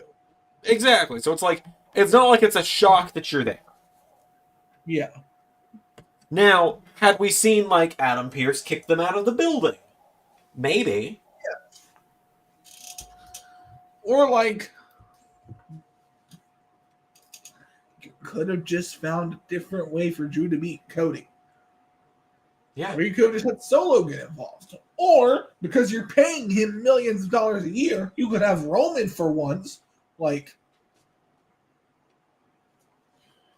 oh, getting Roman on a Friday is a big enough ask. Getting him to do it Monday? That's not the tribal chief setup. That's not the tribal chief setup, Ray. Hold on. I'm just like, it's like, no, I'm like, okay, dude, like, I hate like framing it this way. I'm like, dude, you like show up so rarely, and like, how much money do you make? All right, look, I got the solution to all of this, Ray. He's on the line. The show is over. Let's get Triple H in here. He can tell us everything, okay? Look, but you've got to be here because I can't talk to him alone. So, Okay. look, Ray, you're on. Triple H, you see, hello, is that Zander? Is Fat Johnny Gargano gone again? Hello, Triple H. Oh, hello, Zander of LS11 Galaxy. Hello, what can I do for So you? do I call you? So do I call you Triple H or Paul Levesque now? You can call me for dinner. Okay, what's going You'd on? like that, wouldn't you, Trips? Anyway, What's up, bud? What's your question, Zander? okay. So why, for the love of God, could you not just find a better way to book the ending of Cody and Drew? Well, here's the thing. It's like a nice parallel, right? You've got Solo and Jimmy there. They're costing Cody the exact same way they cost him in But if Jimmy WrestleMania. costs someone else another match later on, that completely ruins the ending of the other match because you Well, already you did get, the. you don't have to be that, you don't really have to, look, you don't have to go into the nitty gritty of it. There were 3 hours between those 2 finishes. People had time to forget. If they didn't forget, it's on them. Okay, I don't know if you think you're performing for an audiences of presidential candidates, but these people actually remember 3 hours ago, so we need. Well, also, we gotta get to the Uso versus Uso match somehow, and it's really pissing everybody off that Jimmy is Okay, why not just have Roman Reigns interfere then in the first Well, match? he won't pick up my calls because he's got that tribal chief setup. And, I try to get Paul Heyman on the line, and it's like, what? I hear you guys have a line to Paul Heyman, but he never picks up what I call. Yes, we do have a line to Paul Heyman. Well, look. Unfortunately, the demands of the phone's vocal cords are not really in good contact at the moment enough for it. Well, if Paul Heyman is not here, then I don't need to be here either. Goodbye, and tell fat Johnny Gargano I said he can go fuck himself. All right, he's gone. Was he nice? Did you guys have a good conversation? I saw you have a hard time holding it together. It's like, do you think we're performing for an audience of presidential candidates? I don't know what you're talking about. I was busy. I wasn't even here when Triple H was on the call.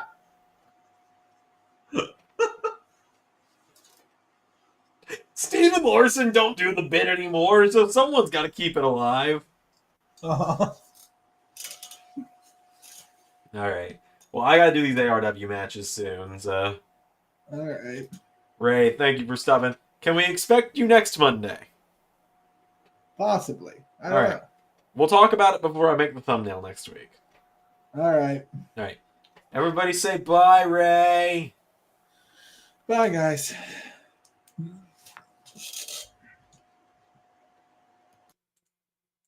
All right, I gotta set up the webcam now.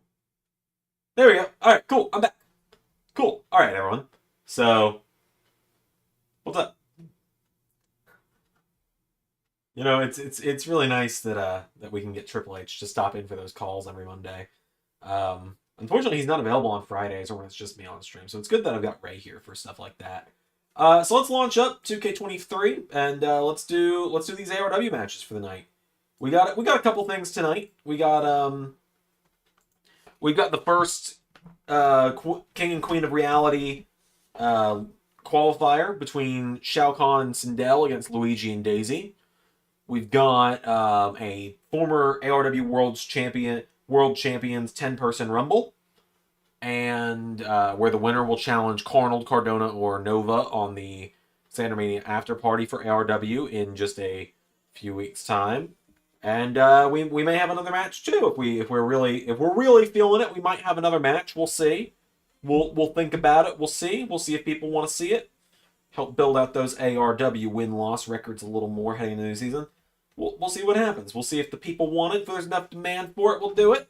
How it usually goes in the LS11 universe. I'll pop it in the chat here that we are doing some ARW.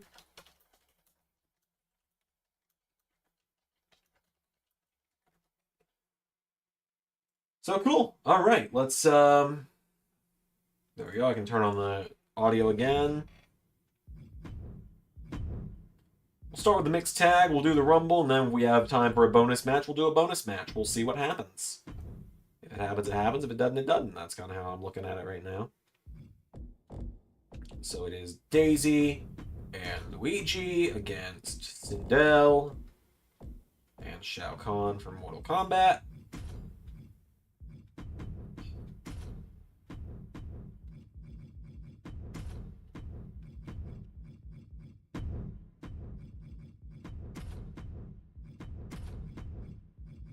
Alright, fix everything. Alright, cool. And... Cool. Alright, let's do this. Well, one thing that will be nice about the return of ARW and LSWF will be people actually having music again, because I can't really edit that in real time right now. So...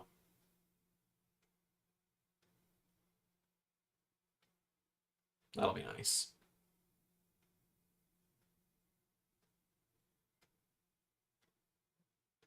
Alright.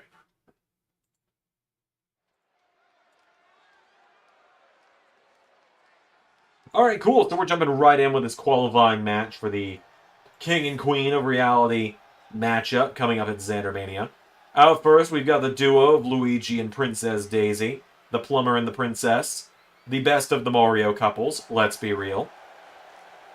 I kind of like the ARW redesign we've got for Daisy here. Princess Daisy's my favorite of the Mario princesses by far. And I like the kind of more mixed into being a wrestler attire she's got going on here. Don't know what... So hopefully we'll have some people in the chat for these matches, and then we'll do these 2 matches, like I said, maybe a third if we're really feeling like it.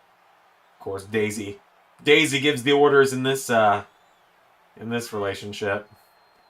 She's the one to tell the employees. She's the one to tell the restaurants that he asked for no pickles. Well, this is going to be fun. This is really exciting. We could be in for an upset early on. With this one with Luigi and Daisy against Shao Kahn and Sindel.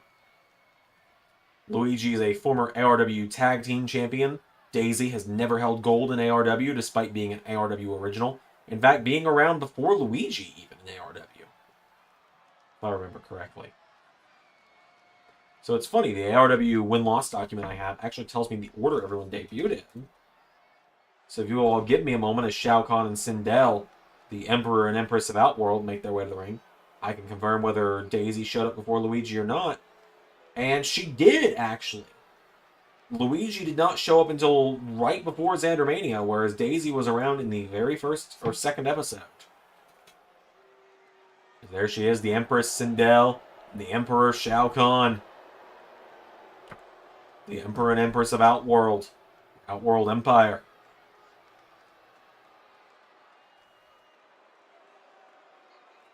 This entrance fits these two so well, by the way. I just need to mention that.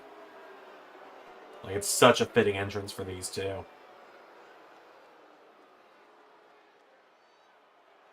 Shao Kahn, one of the most intimidating guys to ever be ARW World Champion as well. Like I've said before, was supposed to be before the show got canceled a few years ago.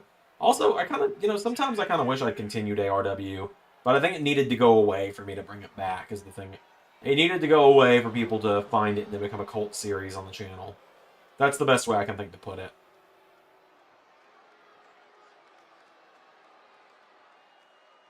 So Shao Kahn and Sindel against Luigi and Daisy. Luigi and Daisy seem to be outmatched, but Homer Simpson didn't seem to have a snowball's chance in winning that Battle Royal last week, and he did. So let's do this. Luigi and Daisy against Shao Kahn and Sindel. Hands are off the controller. I'm not playing. It's Sindel and Daisy starting us out. Here we go. Daisy went for a forearm, chopping Sindel into a drop kick. Goes Daisy. This is only the second time we're seeing Sindel compete in a matchup in LS11. The only other time we've seen it was at a LSWF Bayside Beatdown in August of 2022 when she and Shao Kahn defeated Rogue and Gambit of the X-Men. Sindel taking down Princess Daisy here. Now Sindel knocked back. Daisy gets kicked. Sindel headbutt from Daisy.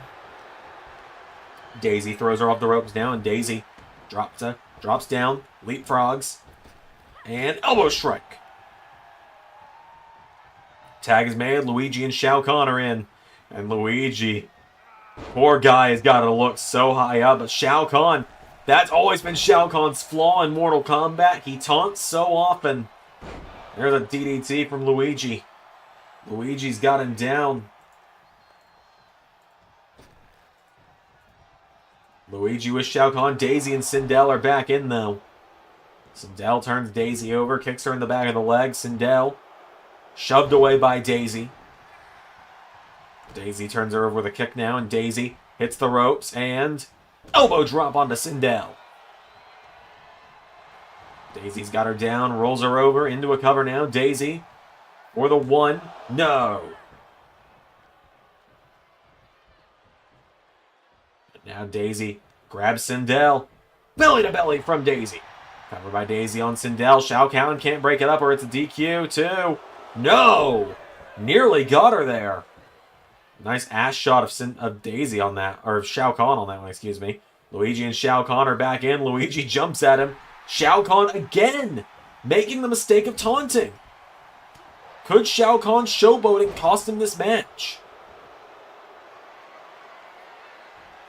Well, now he's got Luigi up, and Shao Kahn has got Luigi up over his head. Shao Kahn drops him. Luigi is down. Shao Kahn turns him over, and Shao Kahn drops the elbow. Down goes Luigi. Shao Kahn grabs onto him again now, and Shao Kahn, massive clothesline to Luigi. Picking him up now, and Shao Kahn hits him with it again. He's got Luigi up again. Hits it again. Shao Kahn's not taking Luigi seriously enough. He was doing all the posing, but now Sindel and Daisy are back, and it seems Daisy has had an easier time with Sindel than Luigi has had with Shao Kahn whenever Shao Kahn starts taking the match seriously. Daisy goes down. Sindel grabs onto her. Sindel with Daisy up and spikes her on her head. Down goes Daisy. Daisy back to her feet now, and Daisy caught by Sindel again. Sindel rakes the eyes. Daisy staggering, grabbing at her eyes. But now Daisy, hang on. Takes down Sindel with the headlock driver. 1, the Piranha Plant. Oh my God!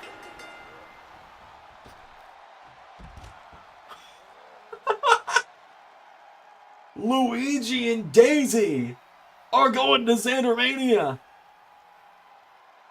Daisy with the Piranha Plant. Luigi and Daisy. They did it. They did it. Holy shit.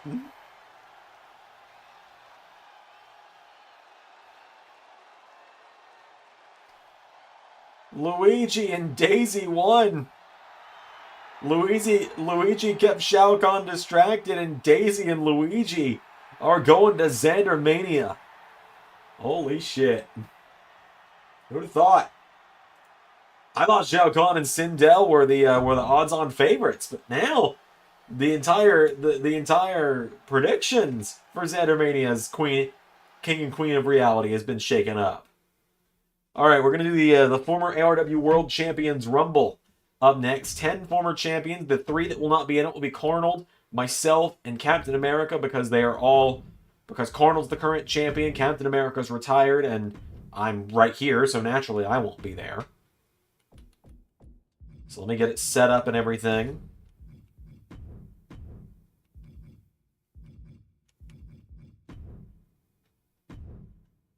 Get everyone in there.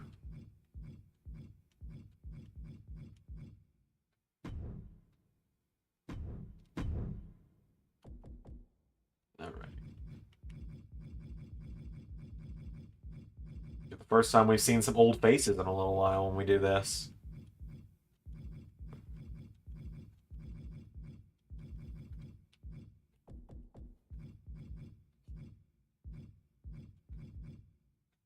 Some of these guys are going to have an opportunity to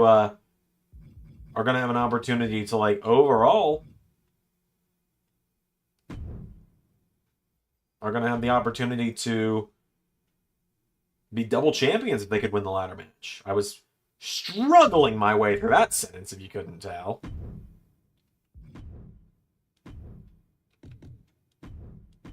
All right, 60-second entrance intervals just to make it go by a little quicker. All right, let's do this. I can put it back on here as well. Glad you guys have been enjoying the ARW and LSWF stuff and streams as well. I've really enjoyed it. It's a good way to like kind of get some records going. It's a good way to like get the people who want to see this stuff a chance to see it without it bogging down the main week of videos as well. Of course, it will start being before the streams starting in a few weeks. But it's a nice little way to end it. So, Which former champ is drawn number 1? Of course, we have no real way of knowing, and because there's no music, but... Oh, shit. It's Giovanni. Giovanni, the leader of Team Rocket. Team Rocket blasts off at the speed of light. Surrender now or prepare to fight. Of course, Jesse and James will be in the other King and Queen of the Reality qualifying matchup this Friday against Gambit and Rogue of the X-Men. Giovanni, out first. Fuck this guy. Hate this guy. Who's number 2? Oh, he's some fireworks. Who is it? Oh, this is a dangerous one to have in it. This is a dangerous one to have in it. Kratos, the god of war. I think everyone is probably taking a sigh of relief that Kratos is number 2 in this matchup, because that's going to make it a little harder for Kratos to go the distance. That's the thing with Kratos. Longest reigning ARW champion of all time if you don't count Carnold's time of ARW being inactive.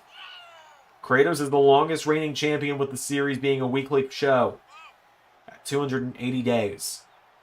He's never fared well in a Rumble. Kratos has never done well in a Rumble.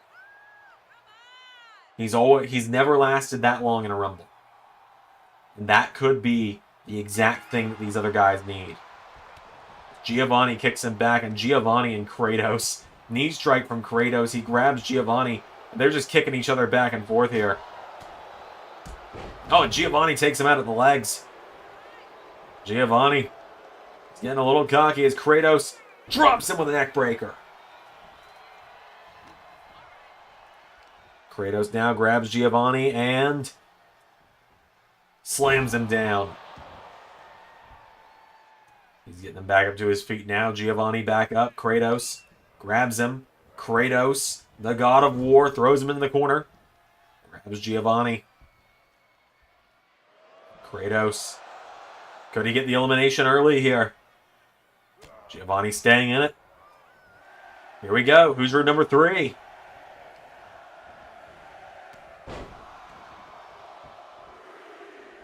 Who's number 3? Oh, the Terminator. Arnold Schwarzenegger out next. Arnie is in the Rumble. He's won one before. He could be he's one of those people that could become a double champion. If he wins this, beats Arnold, Cardona, or Nova on the Xandermania After Party and wins the ladder match, he's one of those that could be a double champ. We've never had the Arnold and Arnold face-off. Shoulder block on... Oh, in this case, the big trucks are eating the little truck.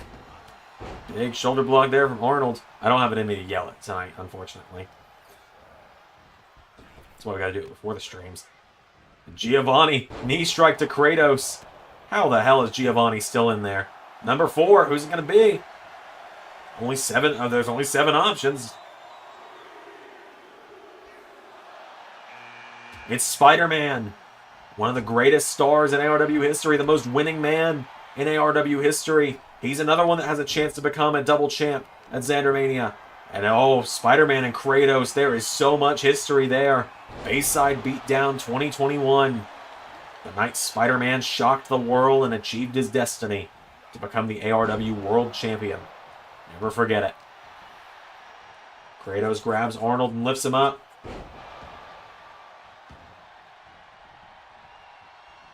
Giovanni's got a hold of Kratos now, and Giovanni with Kratos. No way. No damn way. Oh my god. Giovanni eliminates Kratos. Rumbles are Kratos' weakness, it seems. Rumbles are Kratos' weakness. As Arnie and Spider-Man, 2 men who have won Rumbles in ARW's past. Number 5, halfway point. Who's it going to be? It's Captain Falcon. And Arnold, wait a minute. Whoa! That's an early elimination for Spider-Man. I would have thought he was a favorite to win. Another former Rumble winner. Captain Falcon. Captain Falcon. You know he's feeling bitter about the fact that he didn't win the ARW 30-man Rumble recently to get that ladder match spot. He lost to Spidey recently in their second ever one-on-one encounter. And now he's going right under Giovanni. He knows nobody wants to see Giovanni going in for that ARW title match. Everyone's least favorite ARW champion of all time.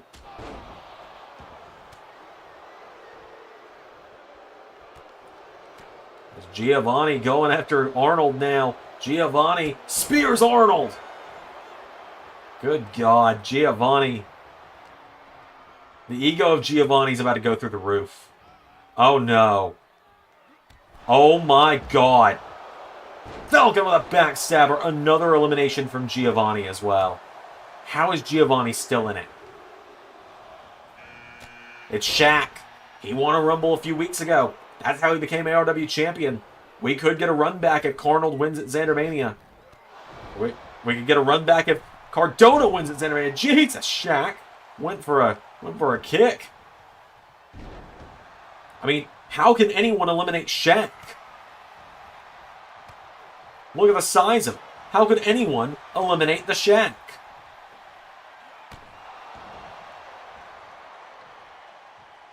Giovanni's in it to win it, like chat's saying, but I think Shaq is about to make sure he's not in it anymore, and he ain't going to win it either. Oh my God!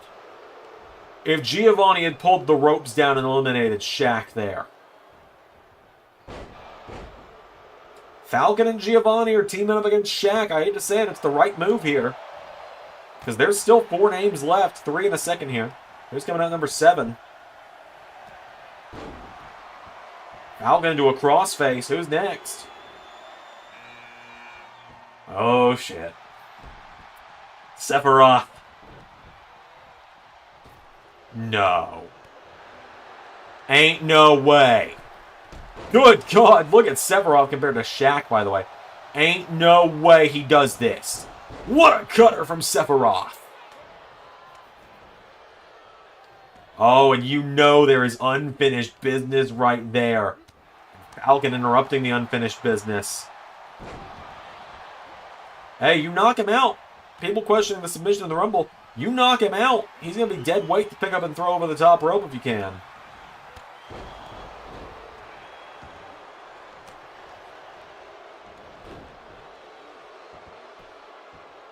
Sephiroth is in. That's another man with a chance to become a double champ. Oh, he almost got rid of Giovanni. Number 8. Who's next?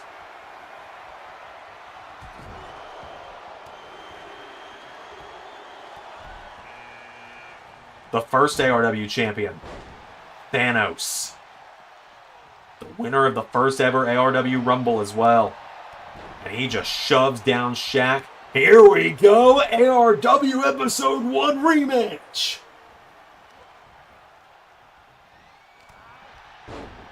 Captain Falcon turns his attention to Giovanni and Sephiroth first. Giovanni trying to get rid of Captain Falcon. We're not getting that Episode 1 rematch just yet, it seems. Shaq opened up a can of Shaq Fu. Could he get rid of Thanos? Could Shaq get rid of Thanos? No. Here we go. Shaq, Shao Kahn, or Thanos and Sephiroth were the final 2 in the first ever Rumble. Sephiroth's got a chance for some redemption if he can eliminate Thanos here. Giovanni is again going after Captain Falcon. Number 9. We only have 2 options for who it could be. It's either Tony Stark or it's either Superman. The Man of Steel. Good to see him back. Wait a minute. Wait a minute. Captain Falcon. Redemption at last.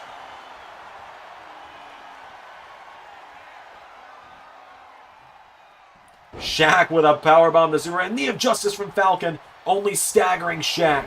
Takes him down with it that time. And one of the biggest threats is now gone. And I think Falcon's looking to do it to the other as well. He's got Sephiroth. If he can just tip him over the top. Giovanni, get in there and help him, big man. Well, we know who that means number 10 is. We know damn well who number 10 is going to be. Superman and Captain Falcon. History right there. Here we go. Tony Stark in 8, 7, 6, 5, 4, 3, 2, 1. What the fuck? But I'm right here. What? No, what? That's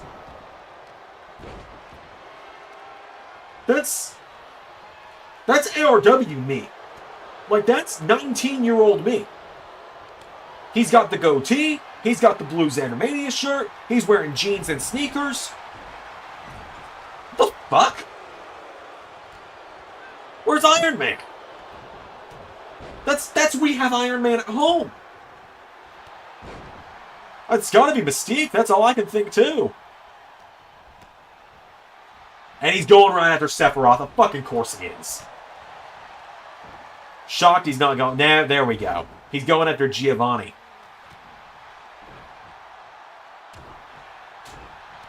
That's like an off-brand Xandermania, so that's not even the logo.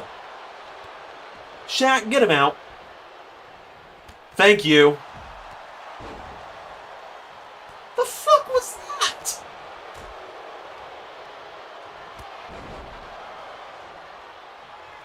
There is no fucking way Giovanni's winning this, right?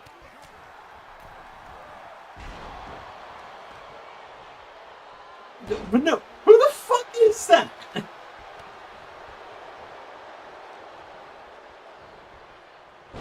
Sephiroth and Superman, we watched their old ARW match last night. Falcon with a sling blade and a drop kick. Half the field is gone now. We are down to 5. Yeah, where's Tony Stark? That was supposed to be Tony Stark, not we have Tony Stark at home.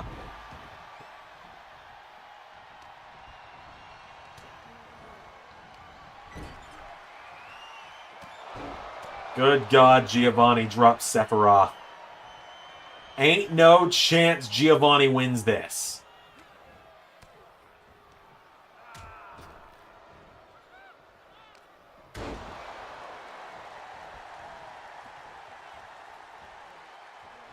Captain Falcon has got Giovanni up. Shaq's joining in. Ain't no way Giovanni survives this.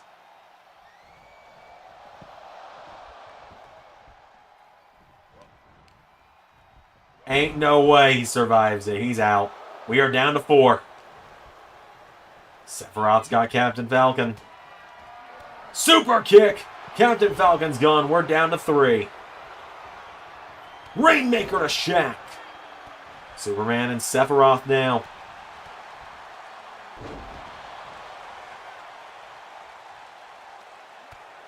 Sephiroth knocking back Superman. Sephiroth.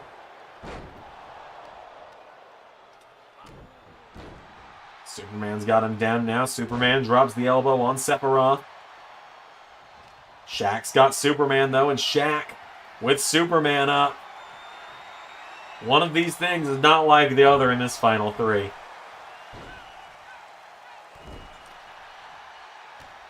It could be Shaq tonight, though.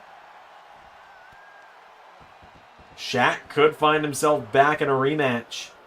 Good Lord, Shaq! Whoa. Shaq over the top. He's back in it, though. Shaq kicks Sephiroth in the ribs. Fans in the chat not happy about Sephiroth eliminating Captain Falcon. Falcon was the fan favorite in that one. Now Shaq's in the ropes. Sephiroth's got him up. Sephiroth's got Shaq up with ease. Go to sleep. German suplex. And now Superman with Sephiroth off the ropes. Elbow strike. Superman and Shaq. Here we go again. It's a fantastic Superman call, by the way. Shaq takes down Superman. Kicks him in the ribs now. Down goes Sephiroth. Shaq turns his attention back to Superman. Shaq's got him down. He's got Superman back up. Shaq grabs Superman. Kicks him in the ribs. Shaq caught with a submission by Sephiroth. Sephiroth's trying to put Shaq to sleep in the middle of the Rumble. But Shaq taking him down now. Superman with Sephiroth. Off the ropes. Goes for the elbow. Sephiroth hung up on the ropes. Shaq and Superman now. Both are teetering towards the ropes. Superman has Shaq by the throat. Punches him in the ribs. And end of days from Superman. A lot of these guys just don't have movesets. What a kick from Shaq. Shaq takes him down. Sephiroth's ripe for the picking right now, though. Shaq. Oh my god. What? Why is he about to do this? Superman punch from Shaq. That was a can of Shaq Fu if I've ever seen it. He hits Superman in the chest. Shaq might actually do this. Shaq might actually do this. He's going to Superman punch Superman. Superman got out of the way, and Superman trying to redirect the momentum of Shaq, but Shaq is ready. Shaq's body is ready on that one. Drop kick from Sephiroth. Sephiroth and Superman lock up now. Sephiroth rolls him through, pops up. Overhead kick, taking him down. Sephiroth's got him back up to his feet now. Sephiroth with Superman. In the corner, Shaq with Sephiroth. Shaq. Got him! We're down to 2. And... oh, hell. He's going to throw him at Sephiroth. Superman wins it. The Man of Steel is going to fight for the ARW title on the first episode of the relaunched ARW. Hell yeah. Right there, boom, knee in the back of Sephiroth. Superman was ready. And he just, look at this, he just throws him at Sephiroth. Superman is going to the Zander Mania after party. What a win there. That was an awesome ending. That was really cool. Do we want one more bonus match tonight? Do we want a bonus match tonight? I feel like we do.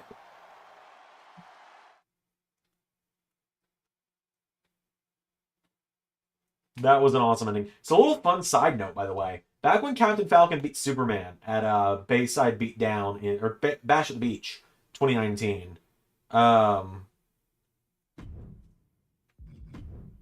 originally, I didn't go in and do this. I meant to. When Falcon did the low blow, it was then going to pan in on Superman laying down. And when it zoomed out and Captain Falcon locked up to the Falcon Punch, his glove was going to be glowing green.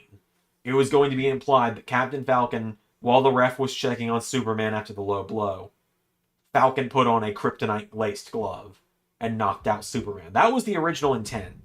And I just didn't do it. I don't know why I didn't do it. I wish I had. Let's see. Yeah, we'll do one more match tonight. We will. What do we want to do then?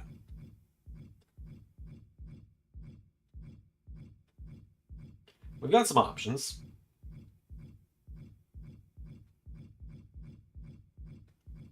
What do we want to see? We're just going to work with the people we've got downloaded tonight because I don't want to go download anyone else.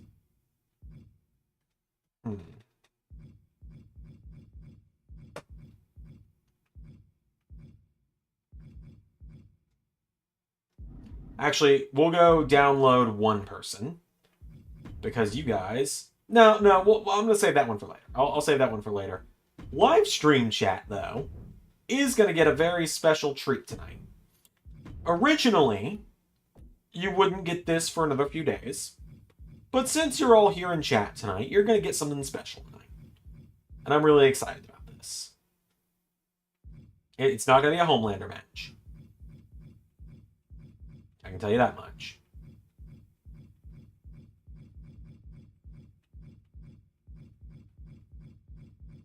I've got it figured out now. I just got to pick the right person.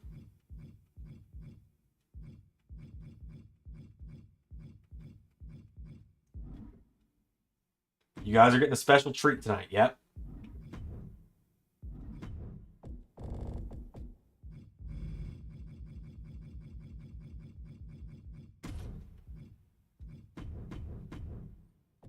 Alright, I gotta pick the right opponent for this person, though.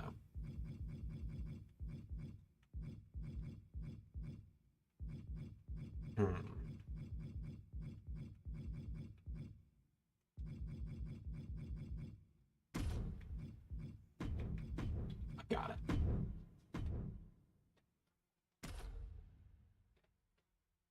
Alright, I'm not gonna show it off yet.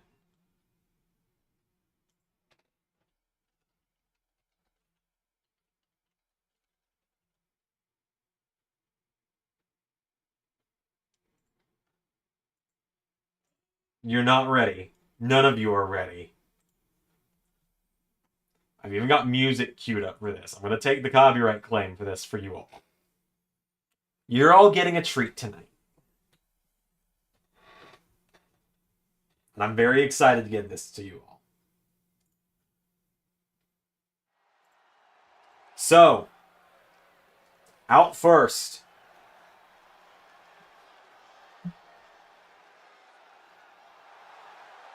Johnny Cage, former interdimensional champion, former tag team champion, is here. A-list Johnny Cage came up short against Bane last week, failed to qualify for Zander Mania. Heard some rumblings that Falcon Uncaged may be getting back together for the tag team gauntlet. I'll have a full lineup for that tag team gauntlet ready to announce in a few days.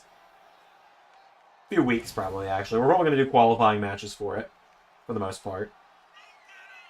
Now, I ask you all, is YouTube chat ready?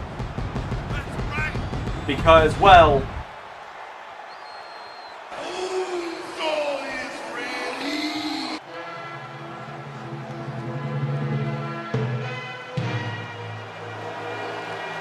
Bonesaw is ready.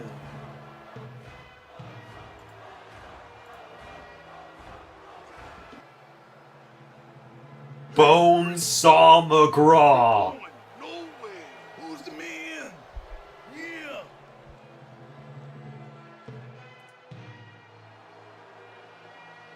I got you for 3 minutes. 3 minutes of heat time. Bonesaw McGraw is officially signed with ARW.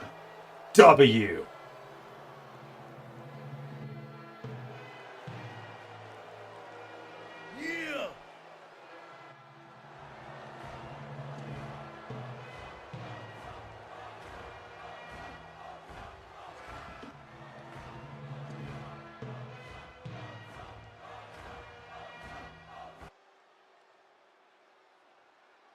Bonesaw is ready.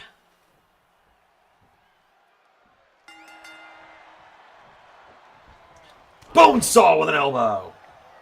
He is a very macho man.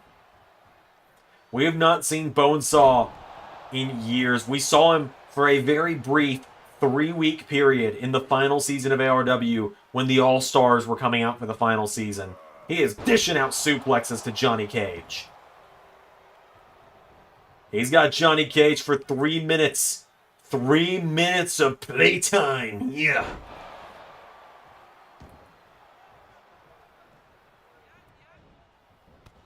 He kicks Johnny Cage in the ribs. He pulls him in. Bonesaw. Gut wrench suplex to Johnny Cage. Knee into the face as well. Johnny Cage has been having his face rearranged for weeks in ARW since the return. Bonesaw McGraw now grabs... Oh, he's trying to pull the sunglasses off. Johnny Cage answering back, though. He knows those are $500 sunglasses, asshole. Northern Lights to Bonesaw. Johnny Cage has got him down. Cage with Bonesaw off the ropes. Johnny Cage swings it through into a neck breaker. Into a cover on Bonesaw. Johnny Cage, 1, no. Bonesaw kicks out. Bonesaw now deadlifts Johnny Cage, and Bonesaw, no.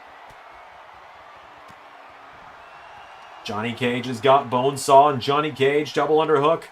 He's got him up. Look at the athleticism from Bonesaw. A man that big shouldn't be able to move like that. He grabs Johnny. Sends him off the turnbuckle. Bonesaw's got him up now, and Bonesaw has got him down. Bonesaw McGraw. Oh, yeah! Drops the elbow. 1, 2, 3.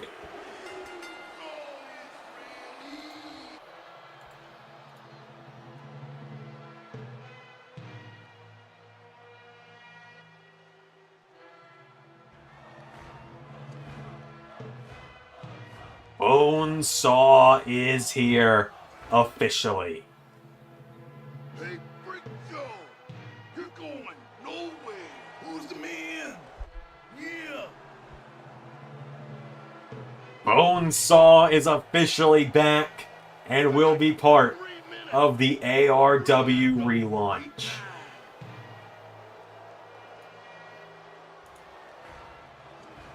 Who's the man? Bonesaw's the man. Bonesaw is back.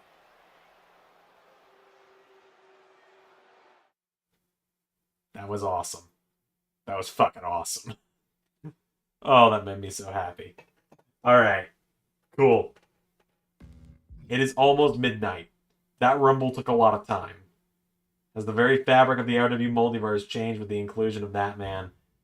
I would say it has. To give you guys a list of some of the names signed to ARW now for the relaunch. Some names that will be there for the relaunch.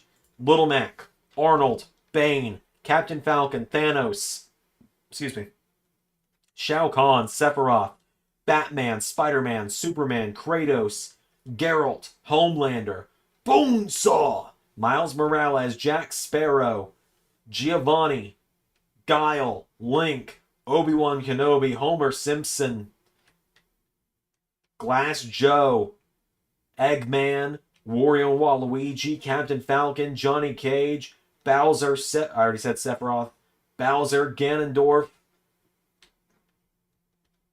Deadpool, the Ninja Turtles, Captain Marvel, Wonder Woman, Samus, Power Girl, Laura Croft, Mystique, 2B, Harley and Ivy, Peach, Sailor Moon, Chun-Li, Black Cat, Jesse and James, Gambit and Rogue, Luigi and Daisy, just to give you a list of some of the names that will be back for ARW's relaunch. And there will be new names as well, people you've never seen in ARW before, which is very, very exciting.